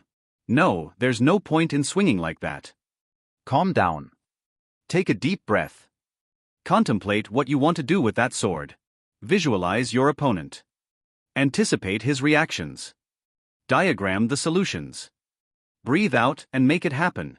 Then repeat. 3 hours later. Maxime wiped the sweat from his forehead with his left arm. System, display my status page. Identity, Maxime Voldruv. Class, Peasant Level 3. Max Level, plus 3% Physics. Swordsman Level 2, plus 5% Physics, 0/20. Unlocked a new class, 0 of 50. Physique, 1.95, plus 0.16. Chi, 0. Skills. Swordsmanship Level 1, 63 out of 100. Frank Language Proficiency Level 2, 25 out of 100. Passive trait. Plus 5% physicality when wielding a sword. Plus 10% sword training efficiency. Talent, Nox Limit Level 1, Rank Unknown, 0/1000. Money available, 115 gold coins. Mercenaries. It's gone up 2 points in just 3 hours, Maxime analyzed happily. The month of training I did last month, I was only able to increase by 20 points, or less than a point a day. I knew that physical strength influenced the speed of learning martial arts, but I didn't think it was that much. This way in 2 months I should be able to reach level 2 beginner sword. Generally from 0 to 33 points was the beginner level, from 34 to 66 the intermediate level, from 67 to 90 the advanced level, and from 91 to 99 the expert level. As Professor Yvonne used to say, it's completely unnecessary to put gold into martial arts mastery. You just need to train while investing in the classes. Well, at the same time, such a pace of training is normal since I'm already physically comparable to a 2-star mercenary who has exploited most of his potential. Normally, these people have an intermediate or advanced level 2 sword mastery. While Maxime was deep in thought, a couple of well-built men came up behind him. Chief, we've gone to submit a recruitment request to the Mercenary Guild. They'll be advertising for us, said Andrew, followed by Peter and Izo. Already? Didn't you want to play juji with the others? Commented Maxime curiously. They'll leave the best room to you and the second best to me. And if they dare not, I'll take them by force, Andrew justified in a slightly arrogant tone, although his face remained normal. What about you two? Asked Maxime. I don't care. I'm so lame. Izo and Peter replied respectively. The former with a cold tone and the latter slightly embarrassed as he put his hand on the back of his head and looked away. Haha, either, did it cost you money? Yes, 2 gold coins for the basic recruitment ad and 3 gold coins for the communication, replied Andrew. Maxime reached into his cotton and wool pocket and pulled out 5 gold coins, then handed them to Andrew. When and where will the recruitment take place? As you told us, we've set the date for 3 days from now, replied Andrew. We've arranged to meet in front of our gate, he continued. Okay, thanks. Go and have fun in town or buy some new equipment with that, said Maxime, handing over an extra gold coin. Remaining balance, 109 gold coins. What do you recommend for armor? Asked Andrew, while Izo and Peter were equally intrigued. They had no knowledge of the subject since they were still normal peasants a month ago. There are 2 types of armor, Maxime began to explain calmly, sheathing his sword. Heavy, made of iron, steel, brass or bronze. Light, they're chainmail or gambesons. Gambesons are essentially padded garments made of linen or cotton. Generally speaking, mercenaries use leather armor, which is stronger than chainmail and easier to carry than heavy armor. Even in terms of maintenance, it's cheaper. You can also buy a gambison to put under your leather armor, but only when the battle is close, otherwise you'll get too hot. Finished Maxime his explanation. The 3 mercenaries were surprised that their leader knew such a thing and at such a precise point. It would seem that his past is not a simple one. Son of a nobleman? Or a well-known mercenary? Come to think of it, his origins must be complex to have obtained such talent, Andrew mused with renewed respect for Maxime. Can't we just buy the 2 suits of armor, the light one for travel and have the heavy one transported by horses, mules or donkeys? Asked Peter curiously. Too expensive and complicated, replied Maxime simply. If you really want to increase your chances of survival, get stronger. Because no matter how good your armor is, you'll eventually die facing someone stronger. On the contrary, having light armor allows you to be faster and be able to flee in case you're ambushed. Remember, Peter, we're mercenaries. We offer our services in exchange for payment. But if you want to keep making money, you have to stay alive. That's the most important thing. Peter nodded solemnly as Andrew pondered Maxime's words. It's just kill or be killed. Why talk so much? Thought Izo boredly. 3 days later, in front of the Saber-toothed tiger mansion, a crowd numbering several hundred had gathered for the selections. However, most of them were dressed in common clothing, which was rarely in good condition. Mercenaries in those days rarely came from wealthy families, but rather were farmers, fishermen, merchants, or cattle breeders. They all seemed to have one thing in common. They had hit rock bottom economically speaking, so to feed and house their families, they put their lives on the line. Honor, they didn't give a damn. Nothing was more important than money and family. To them, they could throw away all values, and that's why so many rich people love them. CVW. For nothing in the world was easier than to control such people with money. However, the atmosphere was lively as several people commented on the mansion in front of them and the saber-toothed tigers. For a group whose only reputation is having won a small battle with the bloody bears, they sure own a nice headquarters. I wonder how they got it. Me too. Normally this kind of abode starts at a minimum of 40 gold coins a month. 40 gold coins a month? Even if I risked my life for years, I couldn't afford a single month. Haha, that's the difference between geniuses and ordinary people. Genius? Meaning genius. Don't you know? Of what? I'm only interested in the money I could make by joining them. TCH, it would be a matter of thinking before entrusting your life into just anyone's hands. But at least you're in luck because this mercenary group, they're few in number, only 10 in total, but the lowest potential among them is 2 stars. How's that possible? Said the man interested only in money with surprise. Haha, in your opinion, why else would so many people gather? Replied the first smugly. At the same moment as the sun beat down, the portal opened wide as Andrew, Romuald, Terry and Pietro stepped out of it, drawing stares from all the potential recruits. The atmosphere fell silent in the space of a few moments. Good morning everyone, Andrew announced sharply, stepping forward more than his colleagues. Seeing his red hair, most of them watched him intently. Andrew's appearance always has an effect, haha, observed Maxime, laughing from a corner in the distance. Welcome to the Saber-toothed Tiger recruitment test. I'm Andrew, the vice captain. Vice captain? Is it normal that I don't remember appointing him to this position? Murmured Maxime in his corner with a slight hint of annoyance but at the same time laughing at the situation. To be clean with you, I'm going to tell you straight out about working conditions with the saber-toothed tigers, Andrew announced solemnly, while Romuald, Terry and Pietro wore very serious expressions. Looks like they've rehearsed before, haha, thought Maxime, laughing. We're a new mercenary group with totally ordinary members with little or no mercenary experience. We don't have much gold to spare either. Only enough to last this headquarters a month or two before abandoning it. That's why your basic salary will be the bare minimum, i.e. 1 gold coin per month on missions.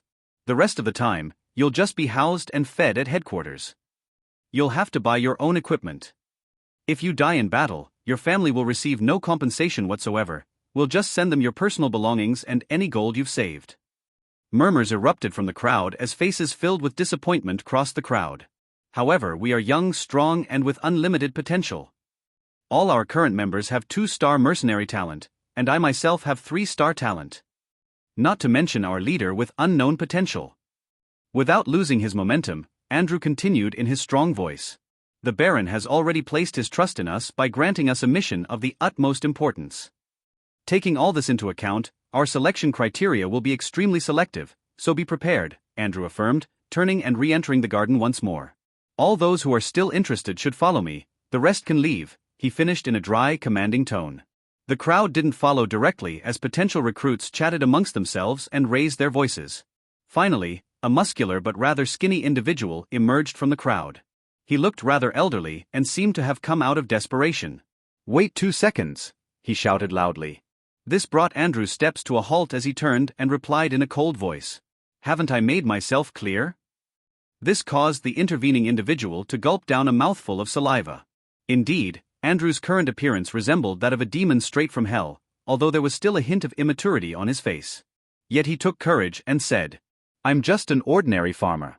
My wife had the misfortune to become pregnant for the 40th time, so my small income can no longer adequately feed my entire family. How can I trust you? How can I trust myself to put my life in the hands of a young man like you? Don't you feel like you're taking the mercenary life as a joke? He finished angrily, exhaling sharply. Andrew looked at him attentively. Then he covered the wide distance between them with a slow but resonant step. And at last he reached the desperate farmer. After a long, expectant silence, Andrew announced fiercely, Aren't you the one who takes your family's life as a joke? How could I take it for a joke? I put my life on the line for them. That's just it, taking their lives as a joke. If you died, no matter how much compensation your family would only slowly perish. And even if the compensation is really good, your family will be robbed at best, raped and turned into slaves at worst. Andrew's sharp words echoed through the crowd and into the farmer's heart as he bowed his head in shame and frustration. But I'll give one piece of advice to all the irresponsible among you. This intrigued the entire crowd as they listened intently to the red-haired young man. The test will consider neither your talent nor your strength. Only your background, your values and your goals in joining us. This is the only chance of your life to change your destiny. Seize it and you'll get a chance at status, gold and glory. Miss it and stay in your mediocrity for the rest of your life. I'll say no more, let those who wish to begin the test follow me, the rest can get the hell out of here. Surprisingly, the first to rise was the desperate farmer, who carried with him a brand new resolution. I will assume all my responsibilities as a pillar of my family. This is my opportunity not only to feed my family, but also to provide a future for my children. For this opportunity, I can't miss it even if I have to give up my life. And anyway, I have no other alternative. Various other poor, desperate men followed suit. In a few other corners of the crowd. Interesting, murmured a mysterious individual hiding most of his face with a mask and his body with a black outfit. You see that, my brothers, it seems that this group is rather peculiar, laughed a pretty woman with red hair. She and the three men beside her were well equipped and among the few with any strength. The three men behind them were also smiling. Yes sis, maybe our dream can come true with this group. Hey Ernest, if it only counted strength and potential I'm sure you'd have been accepted. It's too bad it also counts personality. Don't go on Rodrigo. No doubt with a shitty personality like yours, there's no way they'd accept you. I'm going to kill you, replied Ernest as he drew his sword, making Rodrigo's previously cheerful smile pale. That was a joke. Not me. Andrew, Romuald, Terry and Pietro arrived at the entrance to the mansion. Also waiting for them were Izo, James, Alessandro, Ronnie and Peter. Each of them had invested in their own equipment over the last few days. Combined with a month's training that had toughened them up phenomenally thanks to Maxime's NOx limit talent, which increased potential by 1 star and increased training speed by 6 times. This made the farmers feel intimidated by the youngsters in front of them. While Andrew went off to talk with the others and sort out the final details, the crowd erupted once again. Shit, they really are all kids like the rumors said. Yeah, but they're the same kids who can knock us all to the ground with one hand. Pwahaha, even with one finger they put you to the ground with your starving body there Fred. Huh? Are you looking for me Pierre? They blow on you, you fall. Oh, you want to test that? What, you want to do it now? Come on, I'll take you apart in 2 so I can pass the test quickly while you stay asleep on your hay stinking of manure. At the same moment, when it was starting to get out of hand, Andrew turned and announced. Shut up, the test is about to start. Fred, hear that? You're lucky the ginger spoke up now or I'd have made you meet your father in hell. Fred turned red with anger at Pierre's words. Before he could finish, Izo and Peter had already approached the 2 troublemakers. They took hold of their hair with a firm grip and with a violent gesture pulled it down. Once they'd reached a certain point, they swung their palms behind their skulls, accelerating their fall. Boom. Boom. Both of them hit the ground hard, face first. What don't you understand when the vice captain tells you to shut up? Asked Izo in a cold tone. But long seconds of silence passed without getting an answer. Never mind Izo, I think they're unconscious. So weak. Even before I met the captain, I wasn't so fragile. You weren't so arrogant either Izo. And you not so bold to talk to me like that. Haha, I guess we've changed quite a bit. Izo simply smiled in reply, before returning to Andrew, who kept the same face while Peter laughed lightly. The atmosphere became more serious as people similar to themselves were subjected to such treatment by their future college. Some were even considering running away from the test. Andrew simply smiled in response before announcing. The test will proceed in this way. First you'll have an interview with us and then we'll assess your physical strength. Tomorrow, a poster will be hung on the gate concerning the individuals accepted among us. The evaluation of your physical strength will serve us better when integrating you into the group and preparing for your training. Concludes Andrew in a calm tone. Training? What training? Asked a man wearing light leather armor and carrying a sword. Andrew looked at him and replied. In our group you are obliged to train under our guidance until you reach the level of an experienced mercenary. What's the point of becoming a mercenary? You might as well be a soldier, he shouted angrily. It's true. To reach that level, Most of the members here will take several years. Continued another person in the crowd. Nothing forces you to join us. All I can say is that our captain's magical talent is interesting enough for us to stay. Interrupted Andrew with a smile. Magical talent? Shouted some in the crowd in surprise, while other potential recruits such as Ernest, Rodrigo and the young red-headed woman were intrigued. What kind of talent can keep 8 2-star mercenaries and 1 3-star mercenary together? Asked Ernest, deep in thought. Don't worry about it, Ernest, we'll see when we get there. Laughed Rodrigo, seeing his friend pensive. Maxime, for his part, discreetly made his way to the room where the interviews with the candidates would take place. 1 month later. On the private training grounds of the Saber-toothed Tiger's top brass. As the sun shed its last light of the day, Maxime was training diligently with Andrew. Both carried wooden swords and sparred. Their mastery of the sword could only be described as exquisite, but also violent and brutal. They moved from one place to another on the ground, both looking very serious. Meanwhile, a mercenary entered the field with a light, respectful step. He made no noise, however, and simply waited off to the side. Andrew, you're getting pretty strong, Maxime said with a smile as he crossed swords with Andrew. Of course, Chief, after a month I've already reached the standards of a 2-star mercenary, replied Andrew as he managed to push Maxime back a few steps. Haha, pretty good. Chief, today will be the day I defeat you and take your place, announced Andrew with a defiant tone. Oh. So come on, I'll be waiting for you, Maxime replied simply, his expression serious. You don't have to tell me twice, boss. Andrew braced himself on the ground with his left foot and flew towards Maxime at a speed beyond the human limits of an ordinary person. Maxime also accelerated to keep up the momentum. The exchanges continued before the astonished eyes of the ordinary mercenary. The two silhouettes moved swiftly across the field, but Maxime slightly gained the upper hand. A few minutes passed. An opportunity, exclaimed Maxime mentally as his eyes shone simultaneously.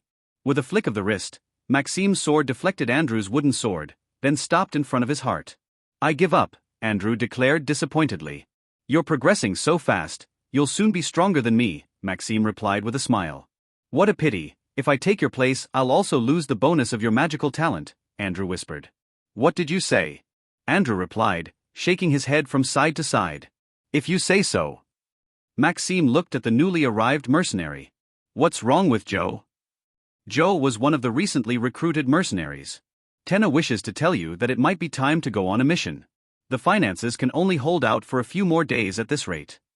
Tenna was a young woman with red hair who had joined the Saber-toothed Tigers with her 3 brothers. She had a special talent in finance that Maxime had detected after recruiting her through the system. So he gave her the role of group treasurer. I see, tell the squad leaders to come and join me on the public training square with their men. All right, Chief. Andrew, follow me. Okay, boss. It's time to get down to business, Maxime murmured as he stomped toward the mansion's public training grounds. On the public training grounds, exactly 30 mercenaries were haphazardly assembled. Among them were Terry, James, Pietro, Izo, Peter, Alessandro, Ronnie, Romuald, Joe, Tenna and even Rodrigo and Ernest. There were also 18 other mercenaries who had been recruited during the test earlier in the month. It was dark, and the training area was lit by torches scattered around the sides. Maxime arrived, followed by Andrew. Good evening everyone, especially the new recruits since we haven't really seen each other since the test interview, Maxime announced with the moonlight showing his smile. Most of you being focused on your own training. Various awkward smiles appeared on everyone's faces.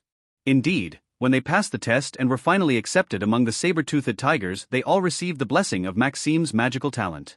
By this time, amazement had invaded their faces as they felt the changes in their bodies. Some had wept, others plunged into an imaginary world where they would be torn apart on battlefields, and several even began to treat Maxime as the reincarnation of a god. This was the case for Tenna and his brothers, who admired the strong in the depths of their being. Rodrigo and Ernest, on the other hand, laughed out loud at the reality of their situation, while ambitions sprang to life in their hearts. It was the effect of a magical talent that couldn't even appear in legends because it was far too exaggerated. Maxime normally had a whole semester of hearts devoted to human psychology and how to gather people's hearts in order to win their loyalty. But with his talent, it wasn't necessary. Since there was no better opportunity in this world than to submit to him. The fact that he was currently weak only made this opportunity even better. However, everyone knew that this talent had to be kept secret, even if not for long, otherwise who knows what might happen. It was important to avoid any unknown variables that might jeopardize their future. This was one of the objectives of the interview. That is, to avoid recruiting people who would talk too much. There were also other conditions, such as people who had neither started a family nor had a spouse. People detected as easily arrogant or irritable were also automatically excluded.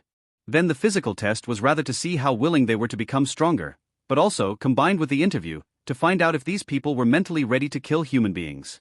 Maxime was surprised by the results, even if he had anticipated them. Indeed, each of the candidates was ready to kill other human beings.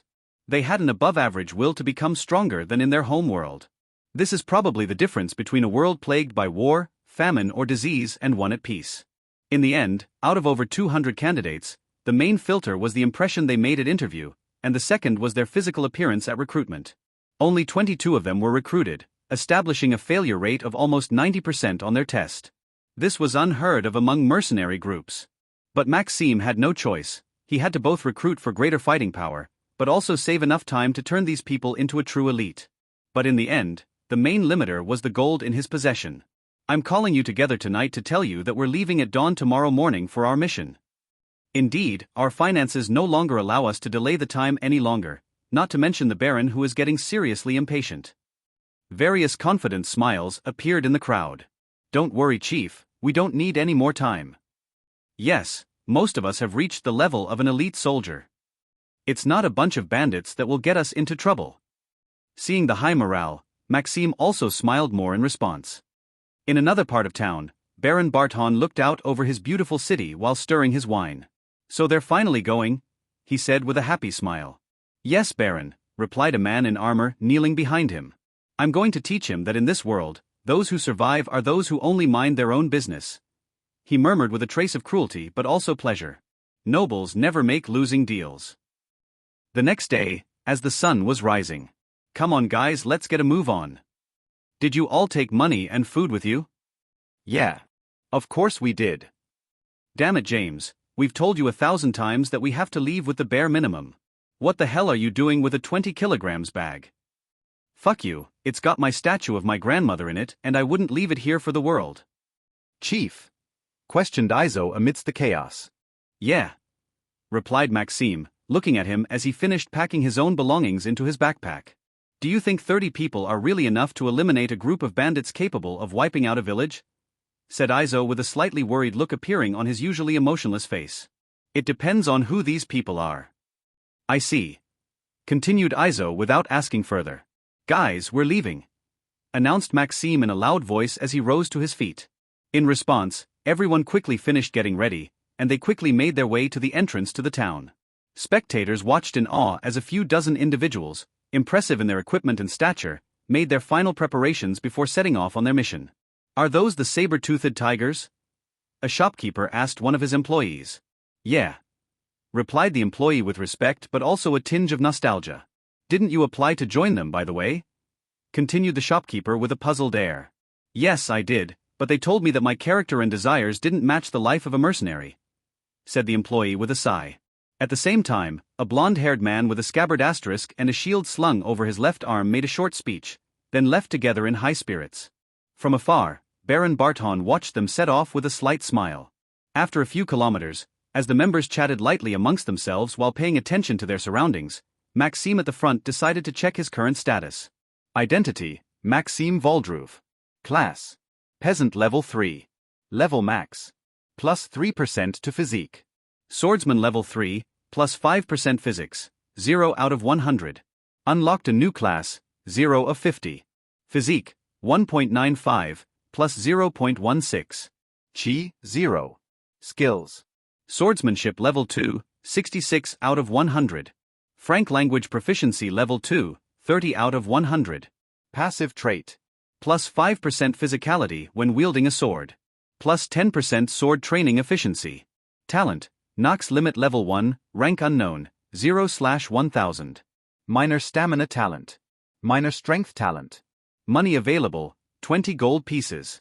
Mercenary. Andrew, 3-star potential. Physical, 2.1. Terry, 2-star potential. Physical, 1.4. James, 2-star potential. Physical, 1.5. Pietro, 2-star potential. Physical, 1.7. Izo, 2-star potential. Physics, 1.8. Peter, 2-star potential. Physical, 1.5. Alessandro, 2-star potential. Physics, 1.3. Ronnie, 2-star potential. Physical, 1.2. Romuald, 2-star potential and a minor talent in physics. Physical, 2.3. Joe, 2-star potential. Physical, 1.2. Tenna, 2-star potential and a minor intelligence talent. Physical, 1.9. Rodrigo, 2-star potential and an elemental affinity with the earth. Physical, 1.7. Ernest, 3-star potential. Physical, 2.1. As expected, my assiduous sword training has taken effect and I've already reached the bottleneck between intermediate and advanced level, Maxime analyzed mentally with satisfaction. Right now I'm the best in terms of mastery of the sword, even though Andrew is only at the beginning of level 2 according to our confrontations. Without a doubt, because I focus solely on mastering my sword while the others also have to train hard to increase their physique. Romuald has even become stronger than me in terms of physique. However, Rodrigo and Ernest are a total mystery, I have no idea what level they're at. But from their equipment, Rodrigo seems to be very adept at containing several opponents at once with his shield and armor, which looks rather heavy. Whereas Ernest seems to be an archer, which is rather surprising. In this world, archers were rather rare because of their existence. Warriors could die without showing their strength. There was also the fact that they could kill at a distance and underhandedly. In this world, this was considered cowardice. Not to mention the fact that it was difficult for an archer to kill a soldier with more than 1.5 head-on physicality, due to their reflexes and agility. What's more, mastering a bow required a great deal of time and rigor. So, in the culture of this world, those who mastered the bow were called cowards as well as weak. However, there were still many people who practiced the bow, just most of them in mercenary bands. As the army was controlled by nobles, having archers in their troops would harm their image. They also enjoyed seeing the butchery that was a battlefield, and at least without the presence of archers, they could watch the slaughter up close. Of course, there were still plenty of reasons that could also be developed, which is why Eternity's culture was one of the most important subjects to study in high school. As Tenna said, we can't last another month on just 20 gold coins, since the rent itself costs 35 gold coins. But various purchases such as training equipment were more than necessary. A lot of money was also invested in food and in recruiting a chef and maid. In the end, thanks to Romuald's training advice and experience, it enabled everyone to make gigantic leaps in terms of physique. However, a certain difference between each individual can be noticed according to their innate physical condition but also to their assiduity in training. Because potential remains potential. A high potential doesn't say that training will be faster than other individuals, although there is a correlation. It mostly means that the limit is superior to others. As Maxime continued to walk along the path with his mercenaries, he spotted a figure emerging from the bushes with an axe in hand. Like a trigger, other silhouettes came out of the bushes one after the other, completely surrounding Maxime and his band of mercenaries. Shit. As Maxime frowned, Andrew, who was standing next to him, said, "Chief, what do we do?" "Stay put, I imagine the big guy in front has a few things to say." At the same time, his mercenaries reacted in different ways. Andrew, Romuald, Ernest and Rodrigo were the only ones able to fully retain their rationality, allowing them to carefully observe their opponent's numbers, equipment and mental state. They even tried to guess their identity. Behind them were Tenna, his brothers and a few other mercenaries who were already accustomed to combat and ready to react to Maxime's slightest signal. Others, including Pietro and Izo, seemed to be almost there thanks to their exceptional mental state. And finally, there were all the other members, including Terry, James, Peter, Joe and other new mercenaries. For their part, they were doing the best they could to overcome the stress of this first life-or-death situation. "Maxime is it?" said the axe-wielding man with a relaxed posture. Behind him were more than 50 men, not counting those surrounding the saber-toothed tiger mercenaries. "How do you know my name?" asked Maxime in surprise. "Isn't it normal to know the one who wants to kill you?" he replied sarcastically. Maxime frowned. Normally nobody knew about their mission except him, the Baron and his mercenaries. It didn't take a genius to figure out how the information had leaked out. But what distracted Maxime was why. The man with the axe was amused by the situation, as were the other bandits behind him. To their surprise, however, Maxime soon regained his calm countenance as he simply announced, "Kill them all." Andrew, Romuald and Ernest reacted instinctively and headed west, east and south respectively. Several mercenaries followed as they collided with the enemy. At the same time, Maxime stepped calmly towards his designated adversary, gradually drawing his sword. "Oh, interesting, do you really want to duel me?" laughed the man, pointing his axe at Maxime. "Why not?" replied Maxime with a smile. "Haha, it seems you don't know my reputation," continued the man with an air of arrogance. Cries of pain and agony could be heard around as the discussion continued. "Oh, so tell me about it," asked Maxime, not caring about the nightmarish atmosphere surrounding him. "My name is Georgie, but I'm nicknamed the Crusher on the battlefields." "Why do you think that is?" "Because you're strong?" questioned Maxime with genuine curiosity. "Haha, not only that. It's happened to me several times to enter the battlefield as an ordinary soldier and kill more than a dozen men on the battlefield and come out alive, that's why," exclaimed Georgie, laughing arrogantly. "Really strong indeed," commented Maxime, as his eyes focused on him. "According to his exploits, if this is true, this man should have at least a 2-point physique," analyzed Maxime calmly. "What's more, the 3 men beside him not taking part in the battle should be at elite soldier level, given their build." Suddenly Maxime plastered an unconscious smile on his face. "This will be my first real exploit in this world. To fight a man who could be a general among lesser nobles as well as 3 elite soldiers simultaneously. What madness, but above all, what an honor." While rambling mentally, Maxime fully drew his sword and plunged at breathtaking speed towards his opponents. This took Georgie by surprise, but he too ended up smiling. He thought smugly as he swung his heavy axe at Maxime. Yet to his surprise, Maxime blocked his axe completely with his sword and then kicked him in the chest. The powerful impact sent him reeling back several meters. "What power!" exclaimed Georgie in surprise as he felt the pain run through his chest.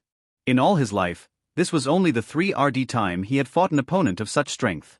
The first time was against a baron's commander and the second against a renowned mercenary chief. Both times he'd had to put his life on the line to end in a simple draw. Yet even now, the scars of those battles still haunted him at night. "The baron didn't tell me the captain of this group was so strong," thought Georgie with some anger. "Guys, help me, we'll kill him together," shouted Georgie. The 3 men at his side nodded solemnly and attacked Maxime from different directions. This instantly put him in difficulty. He could barely survive thanks to his physique and his mastery of the sword, which were far superior to those of his opponents. However, the stalemate was soon broken by the arrival of Georgie's axe, which fell on Maxime. "Shit, I couldn't dodge it," mentally shouted Maxime in panic, who had already foiled 2 swords and blocked the 3rd elite soldier's last one. "Ting. Haha, Chief, it seems you're a little too confident," laughed the man who had blocked the axe with difficulty. "Thank you, Romuald," declared Maxime with a few drops of cold sweat. A second later, and the 2 months of preparation in this world would have been wasted. "No worries, boss," replied Romuald with a happy smile. "Shit, another one with extraordinary strength," muttered Georgie in mild panic.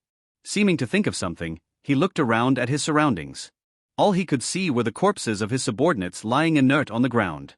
He could even see some of them dying on the ground, then coldly executed by their enemies. The only ones still alive were those who had surrendered, their knees and heads buried in the ground, leaving their fate to the enemy. Sadness and anger overwhelmed him, as did the 3 bandits beside him still alive. He quickly recovered from his emotions and vigorously announced to the others, "Flee! Run for your lives! See you back at base." But his comrades remained motionless, their faces panicked. They were already surrounded by the saber-toothed tiger mercenaries. "No, how can that be?" he asked, looking around at his surroundings in panic. "Why would it be impossible?" asked an unfamiliar voice behind him. Turning around, Georgie saw a red-haired man.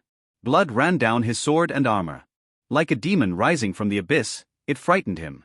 But somehow there was an air of familiarity about him. He moved on, and somehow he replied, "There were 50 of us and only 30 of you. With the effect of surprise, you should have been easily crushed. Don't compare your vulgar bandits to our mercenary troop. Each of us can easily handle 2 or 3 of you," scoffed another unfamiliar voice. He saw a man with long, azure-blue hair, a bow and a quiver on his back. His aura also showed that he was not a weak man. Georgie had never been so panicked in his life. He felt like a lamb ready to slaughter. Yet somehow he gripped his axe tightly in his hand, ready to die like a warrior. Likewise, his 3 strongest subordinates had gathered around him, ready to fight the last battle of their lives. "How fun to see them like this. I imagine that when you massacred this village, the citizens must have suffered the same despair as you," said another dull but enraged voice. It was James accompanied by Terry, Pietro, Izo, and Peter. The village? Questioned Georgie before remembering something. Ah, yes, that's right. We did do that sort of thing. It was rather fun, actually. He smiled with an air of drunkenness and euphoria. What a piece of shit, muttered Maxime in a dry, emotionless tone. At the same moment, the first mercenaries of the gang angrily charged Georgie and the 3 remaining bandits. Yet to their surprise, the latter could vaguely resist them. Oh, I finally remember. The guy with the red hair, I know where I've seen you before. Andrew listened attentively, all the while a feeling of unease washed over him. It was when I was in the village with your... He fell suddenly to the ground, an arrow stuck in his head. Andrew turned in incomprehension to Ernest, who still had his bow pointed in Georgie's direction. Believe me, you'd better never hear the end of this, Ernest told Andrew in an emotionless tone. The other mercenaries had a rather somber expression as they stared at the last 3 bandits.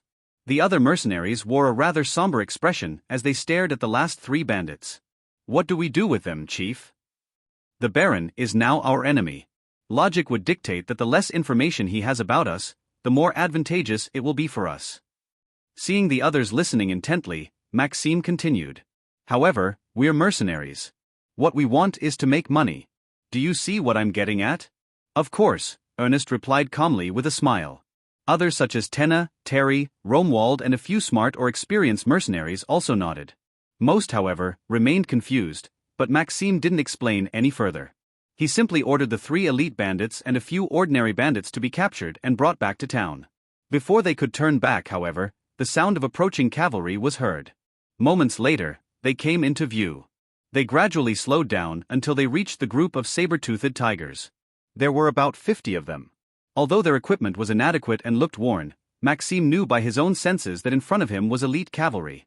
All the riders must have had at least 1.3 points of physique. Undoubtedly, if they came with the wrong intention, then the saber-toothed tiger group could disappear. However, that didn't seem to be the case. At their head was a middle-aged man. His long brown hair, a few scars and piercing eyes showed that he was not someone to be underestimated. "Hello, young saber-toothed tigers," he declared bleakly. However, there was no reply other than a heavy silence. "I don't like being looked down upon," Maxima finally replied in a cold tone, looking up at the middle-aged man. The latter looked around. It didn't take long to count the many corpses. At least 50 dead, all bandits by the look of them. So they didn't suffer any casualties from being ambushed by experienced bandits, and especially that corpses. The middle-aged man analyzed carefully, looking in Georgie's direction.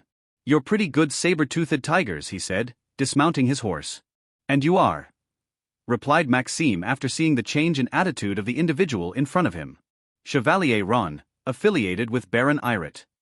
"Oh, and to what do we owe the visit of a knight? And more importantly, how do you know us?"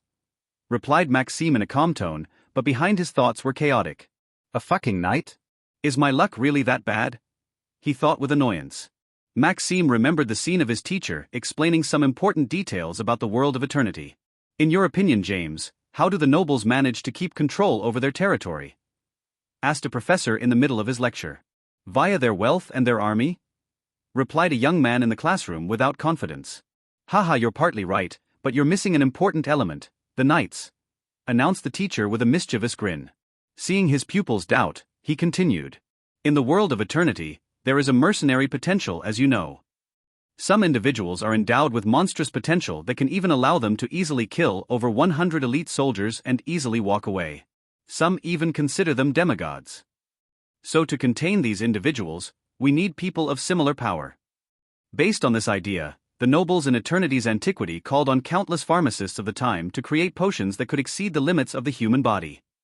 But they didn't just do that, they explored the limits of the body countless times. Through their research, they discovered that a mysterious energy was present in the air.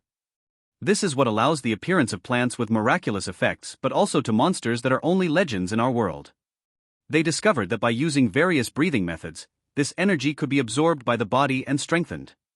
They even discovered that this energy could be used as a kind of magical power to perform area attacks and ranged attacks. And practitioners of these breathing methods were knighted by the nobles. Seeing the students extremely excited, the teacher threw them a cold shower all the same. Don't delude yourself. The number of knights is extremely rare, especially among the lesser nobles. Some barons don't even have a breathing method. And even if they do, they'll only share it with their child or their most loyal soldier, announced the professor, shaking his head. Back at Maxime, he broke out into a cold sweat as he met one of these famous knights. We've been looking for this band of bandits for some time, since they wiped out one of our villages not long ago, declared the middle-aged knight in a dull tone. This aroused the interest not only of Maxime, but also of Andrew, Terry, James, Pietro, Izo and Peter. And I know you because I always make sure I know my potential enemies, he continued with a menacing smile. Instantly, all the saber-toothed tiger mercenaries touched their swords, ready to draw and re-immerse themselves in battle. Calm down, guys, said Maxime, reassuring his comrades. Meaning potential enemy? Questioned Maxime. You're currently staying with Baron Barton, the same baron who likes to rob villages in territories adjacent to his own and who destroyed one of our villages not long ago, replied Chevalier Ron. This made Andrew and the initial members of the group widen their eyes, while Maxime frowned. What was the name of this village? Asked Maxime. Quessois. What the hell? Thought Maxime, recalling some discussion. He turned around and could see the fury in the eyes of some of his comrades. Sighing slightly, he turned around, then with a firm tone he declared, "Let my comrades bring back their leader's head and also interrogate the few bandits we've captured. If all this proves true, we'll think about joining your cause." Knight Ron frowned. Of course it's true, we've known for a long time that Baron Berthon does this sort of thing, passing off his soldiers as bandits. Since your appearance is a threat to his power, he will do his best to make you disappear from this world. If we weren't busy before with a conflict with another baron, we'd have taken care of him long ago.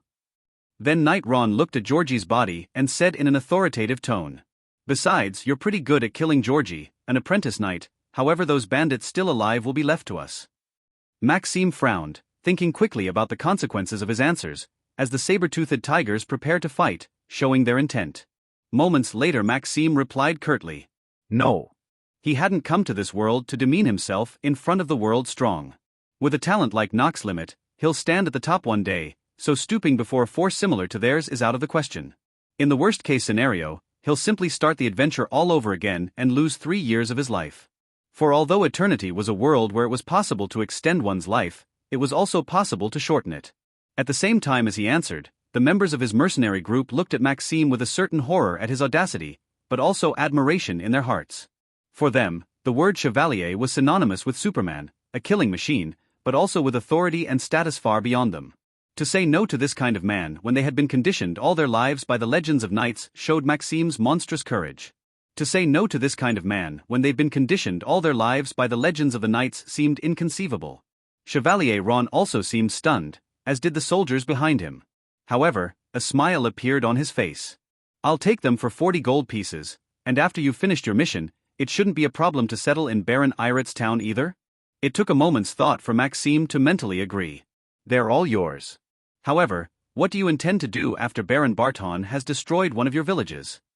"Of course we're going to integrate his territory with ours, and publicly execute the Baron for not respecting the internal rules of the Kingdom of the Frost Eagle," replied Knight Ron in an emotionless tone.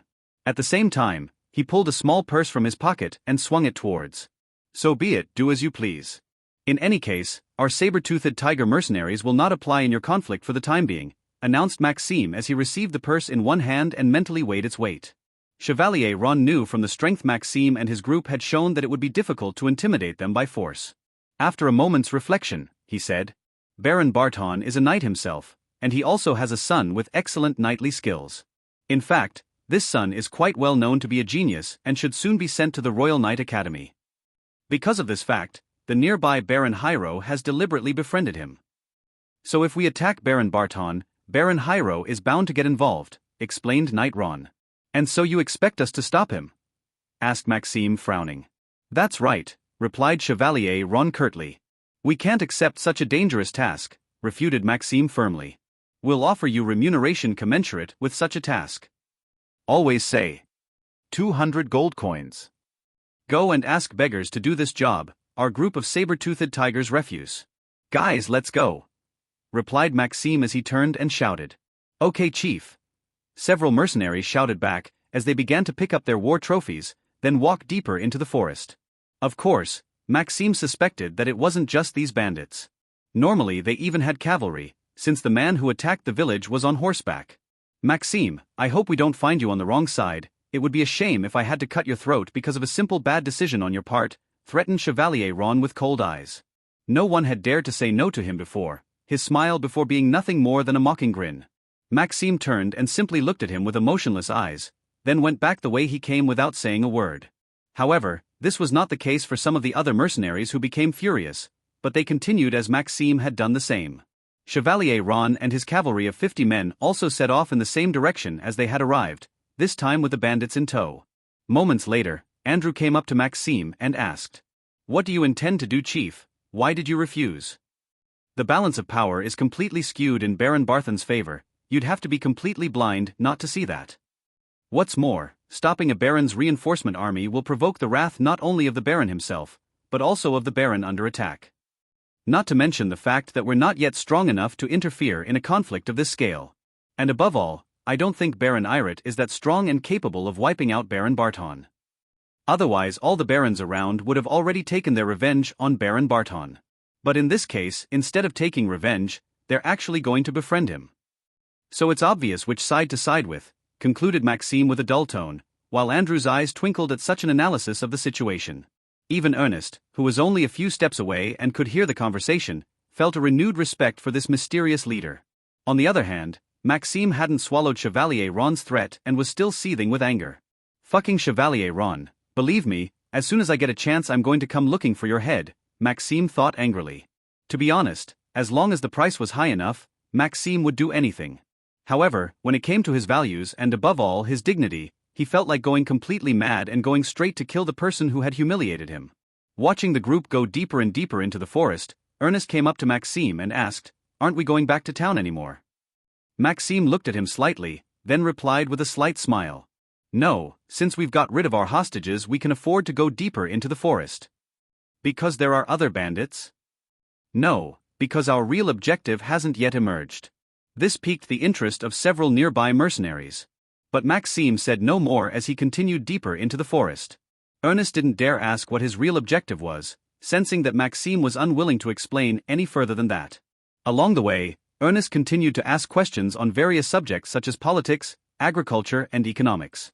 To his surprise, Maxime was able to come up with a variety of creative and extremely pertinent opinions every time. Even he felt slightly overwhelmed by so many new ideas and theories that could be implemented.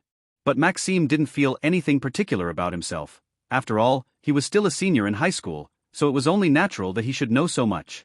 Especially at a time when having knowledge on the subject was useful to everyone. After all, while strength was a means to the top in eternity, knowledge was also a powerful tool for smoothing the ride. Ding. Eternity will close. User Maxime Voldruv will be logged out shortly. So this moment is finally here, Maxime declared loudly. But no one could hear him. Eternity had literally turned into a temporally paused world, darkened of its colors. Maxime closed his eyes, and when he opened them again, he was in his own little room.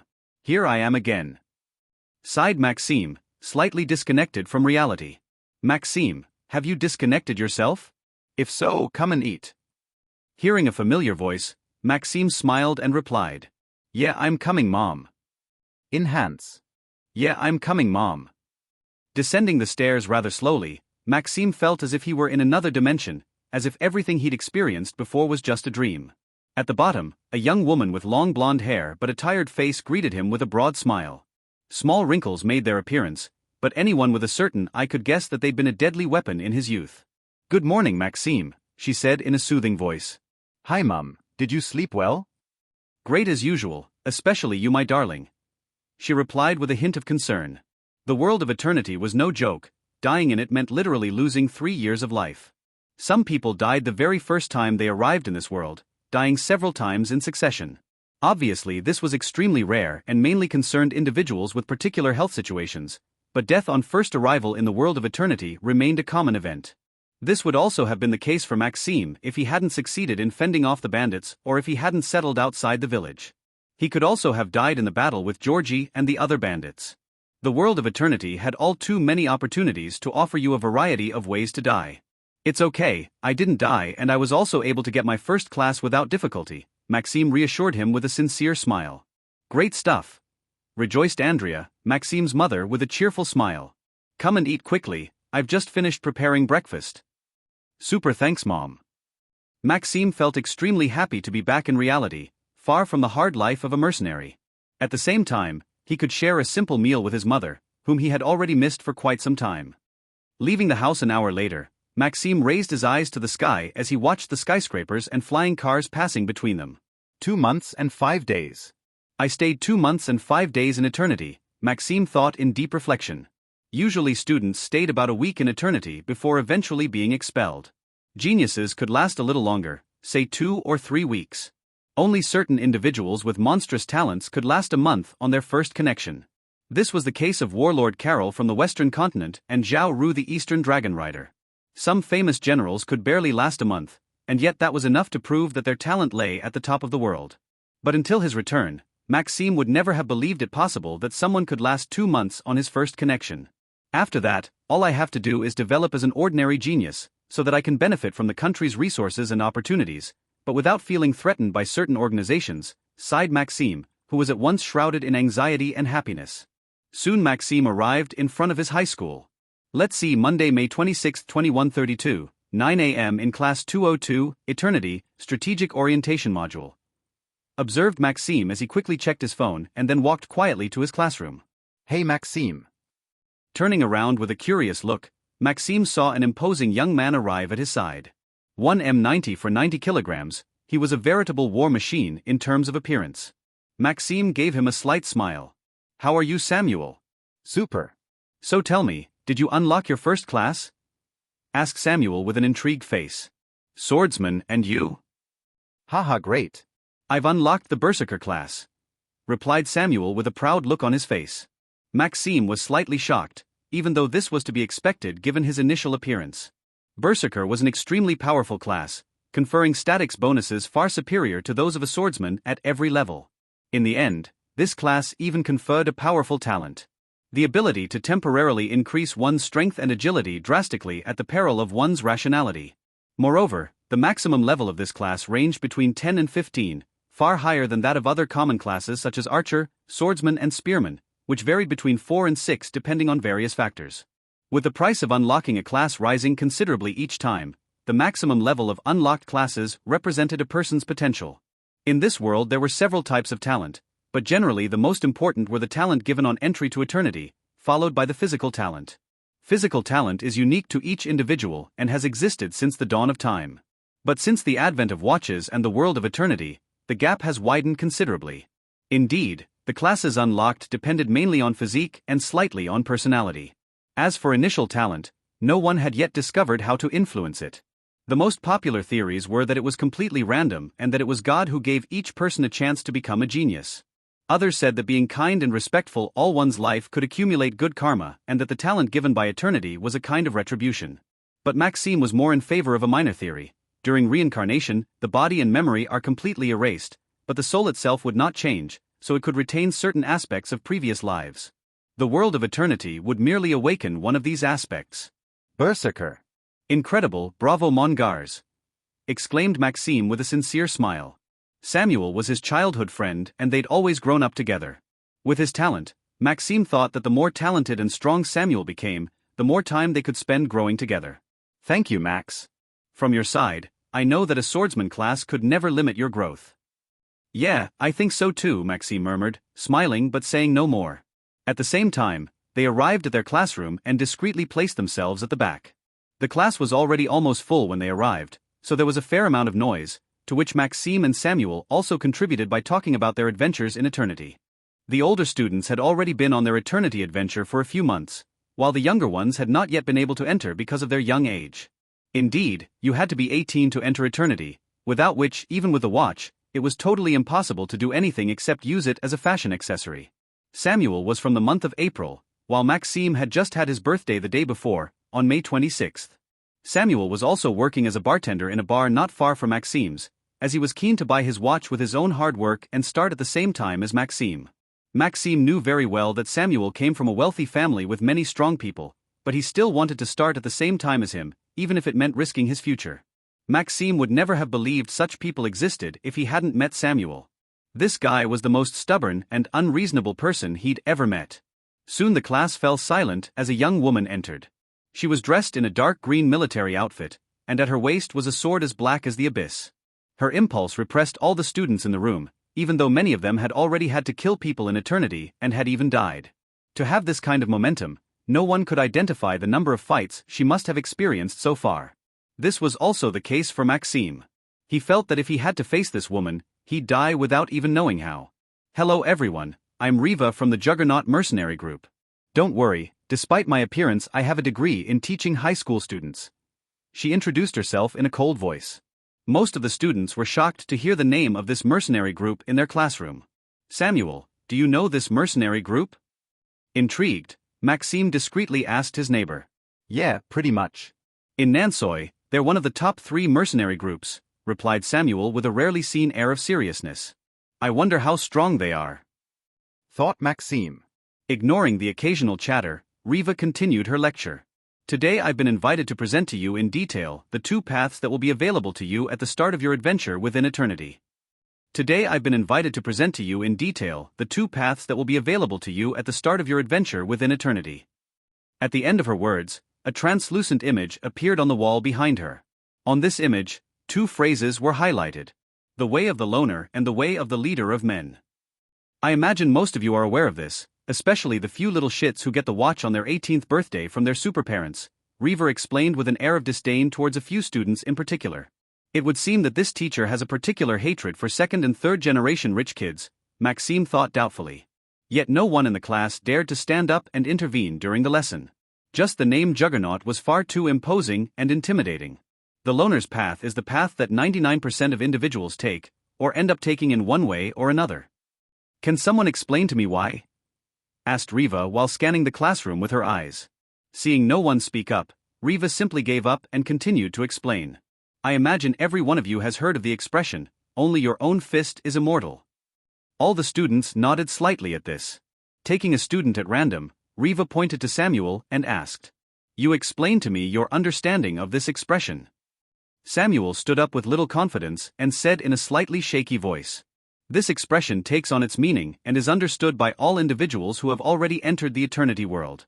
It was first expressed by Long Wai, the thief from the east, during the only interview that was done with him before he disappeared again somewhere in the world. Oh, not bad, go on, interjected Riva with some interest. Gaining confidence, Samuel continued. He'd used that expression when the interviewing journalist asked him how he got stronger. After which, he first reacted with a scornful smile, then came up with the expression as if it were the logical way to go. That expression means that no matter how many times you die in eternity, you'll always retain your own personal strength, Samuel concluded with a rather confident smile. It's not bad, you can sit down again, commented Riva with a slight smile. Not bad at all, Samuel, where did you learn that? Whispered Maxime suspiciously. In his mind, Samuel had always been a very relaxed person who liked to play video games all the time, a far cry from the studious student he just portrayed. I didn't get a great talent in eternity, so now my dream is to become a journalist, so I've been doing a lot of research on the subject. Knowing this expression is the ABC of journalism, Samuel boasted lightly, rendering Maxime speechless. Your comrade is right, so could someone tell me why the path of the leader of men still exists and is even extremely valued in the world's best universities, in the army and in the best mercenary groups? Asked Riva, easily covering the discreet voices of Samuel and Maxime. A student dressed like a nobleman in the Middle Ages stood up and asked, Madam Riva, I'd like to respond to that answer. Slightly intrigued and even prepared for some kind of joke, Riva replied, Yes, you can. Thank you, madam, replied the young man while leaning in slightly. In this world, it was rather fashionable among rich young people to imitate the style of dress and behavior of the nobles of the Middle Ages, and especially that of eternity. It was said that they underwent special training so that, even without strong talent, they could gradually integrate into eternity's aristocratic circle. As a result, they would earn more money and support, grow stronger and continue to increase their influence. Many strong men had become so thanks to their intelligence and eloquence. The way of the solitary is limited by the very fact that their strength is limited to that of an individual. After all, no matter how strong a man is, can he stand up to 3, 5, 10, 20 or even 50 well-trained soldiers? The young man explained with ease and confidence.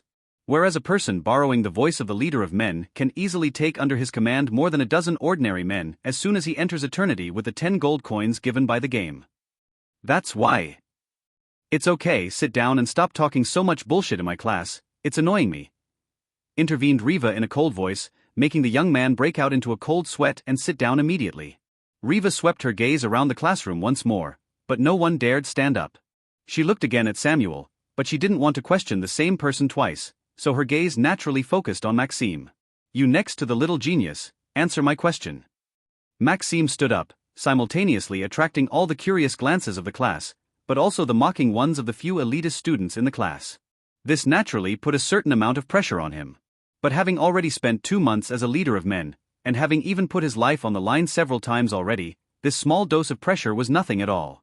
To answer the professor's question, the path of leading men is favored by universities, the army and mercenary groups because those who dare to take this path often have a magical talent. This magical talent in most cases gives both a strong personal strength to its possessor but also to his mercenaries, so it also has a certain attractiveness for mercenaries in the world of eternity. So to sum up, those who dare to take this route generally have similar personal strength at first to those taking the solo route, but as their income increases over time, their strength will become much stronger than that being solo. It also means that even if they die and lose their foundation, they're still geniuses. Not to mention their strength if they summon their man in the real world. Maxime explained everything in a concise yet clear manner and in a strong voice so that everyone could understand. It impressed Riva to have such an eloquent student in her class. She even applauded him with a broad smile. She looked at the previous young man and said in a mocking voice, "You see, no matter how well educated you are, you'll never be able to become an elite, because anyone who talks bullshit without realizing it, while appearing interesting, will always be an idiot in my eyes." Samuel and Maxime looked at each other and could see both an unspoken agreement and a certain amazement at seeing a teacher so transparent with her thoughts. It made them and a small part of the class laugh, but most didn't dare for fear of retaliation. After all, although in Riva's eyes they couldn't become elites, they would always remain far stronger than ordinary students. Simultaneously, the young man frowned and looked at Maxime and Samuel, remembering their appearance well. The same was true of the few students who dressed like noblemen. Back to the point, our classmate explained it perfectly. The path of leading men is one regularly taken by those with magical talents. But if you don't have magical talent, I'd advise you to take the solitaire path. Who knows, maybe one day you'll be favored by nobles or even royalty, or maybe you'll manage to find some treasure. In short, the opportunities in eternity are innumerable, so don't give up even if your talents are weak. One day you might even reach the same heights as Long Y, who knows? Explained Riva with a sincere smile, reassuring most of the students. As Riva continued his lecture and explained the various basics to know about the 2 lanes, the young man who had humiliated himself turned around. "Rolls, I want to know all about the 2 guys who humiliated me in front of a member of the Juggernaut mercenary group," he whispered in a voice laced with mischief. "Okay, Winnie, I'll find out," he replied in a slightly fearful voice. "Okay, Winnie, I'll ask around," he replied in a slightly fearful voice. At the same time Maxime looked at them slightly, frowning, but didn't linger long as he didn't care much for either of them. "I hope from now on you'll have a deeper understanding of the power of money, and above all you'll be careful in the future about how you use your savings," Riva concluded glumly. The slideshow behind her now displayed a gif of Carol the Western warlord with his palm turned skywards. On that palm, a gold coin was spinning in circles. "In this world, someone who knows how to handle money is bound to become a strong person," she continued with a hint of firmness. "Oh, by the way, the director asked me to tell you that a mock exam for superhuman combat universities will take place in 1 month. Only watch owners will be eligible." This provoked much discussion in the class as Riva began to put her things away, signaling the end of the course. However, a shrill noise erupted, followed by a huge shock wave shattering the windows and slightly injuring a few students. "Shit, the invaders are here!" Riva shouted angrily, waking up most of the students who were still stunned. At the same time, she took off running down the corridor, leaving the students in confusion and her belongings on the desk. "Invaders, ha!" murmured Maxime with a burst of fear surging in his heart. He hadn't been the least bit impacted thanks to his current physique, but emotionally he was deeply troubled. Then various alarms rang out one after the other in the city. Simultaneously a powerful voice resounded through the city's loudspeakers. "Dear citizens, the Omega sector is currently under attack by invaders, but don't worry, several mercenary groups are already present and the Juggernaut mercenary group is on its way. Please join the security shelters." The students finally regained their composure and began to chat. "This is already the 3rd attack in just 2 years. Yeah, it looks like the Western Federation is having trouble containing the invader attacks. I lost my brother to those damn invaders in the Delta sector during the last attack. I just hope there won't be too many deaths this year. Hey Maxime, isn't the Omega sector where you live? Asked Samuel with a worried expression. Maxime suddenly opened his eyes wide. No. Mom, Dad, little brother. He shouted in a panicked voice as he rose from his seat and hurried out of the classroom. Samuel's silhouette could be seen following Maxime's. Haha, that's called karma, good for you, Winnie murmured cheerfully. Yet he also stood up and shouted to his comrades. Everyone with a watch, come with me, we're going to help defend the Omega sector. That was the plan, Winnie, stop yelling like that, replied one of his friends dressed as a nobleman as he gently rose from his chair. Other similarly dressed students also stood up in response to Winnie's call. Seeing this scene, Winnie nodded with an air of satisfaction, then ordered, "Let's not waste time, follow me." Soon all the smartly dressed students were out of the classroom. What was rather surprising was that most of them were much faster than Maxime. Of course, the majority had stayed in the classroom, even though many of them had a watch. Their strength simply wasn't enough to take on the invaders. Maxime arrived not far from his house after a few minutes of running at full speed. Several flying cars, some partially damaged, some destroyed, some on fire, could be seen in the street where he lived. Emergency vehicles and several doctors and firemen could be seen at work. Some houses had part of their wall collapsed, revealing part of the house to anyone on the street. The scene seemed surreal, but it was a fairly common occurrence in this world. Walking along, Maxime arrived in front of his house, where he could let out a sigh of relief. Andrea was having her ankle bandaged by a doctor, but apart from a little blood, it was nothing serious. Maxime's little brother could be seen clinging to Andrea as he held back the tears contained in his eyes, red with anger and bitterness. He looked very much like Maxime, both in terms of his face and his long blonde hair. And just like his brother, he had tied his hair back in a ponytail. He was simply a miniature 9 to 10-year-old version of Maxime. Andrea saw Maxime arrive and said, "Maxime, you came." Maxime nodded with a small smile. Noticing a familiar voice, the little brother left his mother and ran towards Maxime, shouting, "Big brother, the invaders have come and completely destroyed the street and our house." "As long as you're okay, Jonah, everything's fine, it doesn't matter," Maxime replied in a soft voice and gave his tearful little brother a gentle hug. It's a good thing a pretty lady mercenary came by and repelled all the invaders, otherwise we might not be alive anymore, big brother." Hearing this, Maxime looked surprised and broke out in a cold sweat. "It's not as bad as all that, the special forces also came through shortly afterwards," Andrea reassured him in a gentle voice. "As soon as I manage to put some money aside, we'll move to a sector closer to the center of Nankoi, even if that means living in an apartment." "The Omega sector is far too dangerous," Maxime asserted firmly. At the same time, the doctor finished his treatment. "That's it, madam, avoid straining your ankle for 15 days and it should heal naturally." "Thank you very much, young man," Andrea thanked him with a pretty smile on her wrinkled face. "At your service," he replied before leaving to help his colleagues. At the same moment, however, an explosion erupted from the house across the street from his family's, attracting curious but also fearful glances from everyone on the street. A figure emerged from the burning house as it collapsed in on itself. Soon everyone had a full view of the individual. It was a humanoid being, the only differences it had with humans being its skin tending strongly towards red and its pointed ears. This frightened most of those present, especially as everyone could see what he was holding in his right hand. It was the head of Madame Jolie, the neighbor living opposite the Vaudreuil family, Maxime's family. Her expression was still that of the moment of her death, full of fear and disbelief. The intruder smiled playfully as a soft crack erupted from his right hand. Madame Jolie's skull was completely exploded, scattering fat and blood everywhere, much to the intruder's delight. Maxime trembled with fear in the face of such an individual. He had thought he could easily fight them off after his experience in eternity. But he had realized that facing death in eternity and death in reality were two completely different concepts. Not to mention that here, he was dealing with a veritable monster, his natural predator. Invaders were killing millions of people around the world every year, simply a plague. However, a man in the street slowly stepped forward towards the intruder. An armor covering his body and a sword in his right hand appeared. This was one of the watch's functionalities. With a simple thought, you could instantly equip yourself with the armor and weapon you decided on while in eternity. "Run away, all of you. I'll take care of delaying this abomination until help arrives," he shouted in a powerful voice. His voice had an electroshock effect, awakening everyone on the street from their stupor. However, few were able to run with their legs shaking. "Just you?" asked the intruder with a mocking smile as he watched the man in front of him move slowly forward. In response, the brave man ran quickly and swung his sword. "Take my sword and we'll talk later." However, the intruder conjured up an axe in his right hand and easily blocked the attack with the axe handle. "It's ridiculous," laughed the intruder as he punched the courageous man with his left hand. Cracking sounds were heard from the brave man's abdomen as he was sent flying 3 meters, spitting blood. Everyone was startled by the difference in strength. It was Monsieur Lorne. At every neighbor's party he boasted of having been a baron's general, capable of killing dozens of enemies on a battlefield, whispered a woman in disbelief. Everyone knew this man, and especially his ability to boast.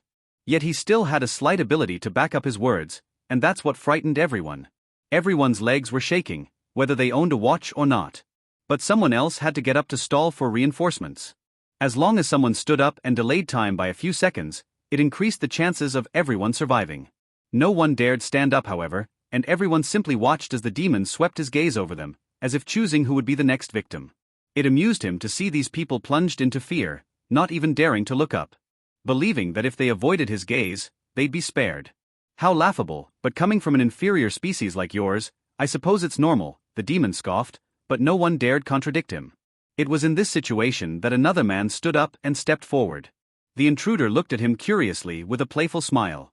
Hearing footsteps, everyone looked up. His golden hair was easily recognizable, especially by Andrea and Jonah. "Maxime. Big brother." The man paused slightly, then continued on his way until there were less than 5 meters separating him from his adversary. "That's what's so surprising about your race. There are always a few who differ from the rest," said the demon. "Yet the outcome will always be the same," he continued with obvious contempt. This seemed obvious to everyone, especially as he was also equipped with armor and a sword. But the latter seemed unperturbed, as he announced, "Today, I have decided that I will kill my first invader."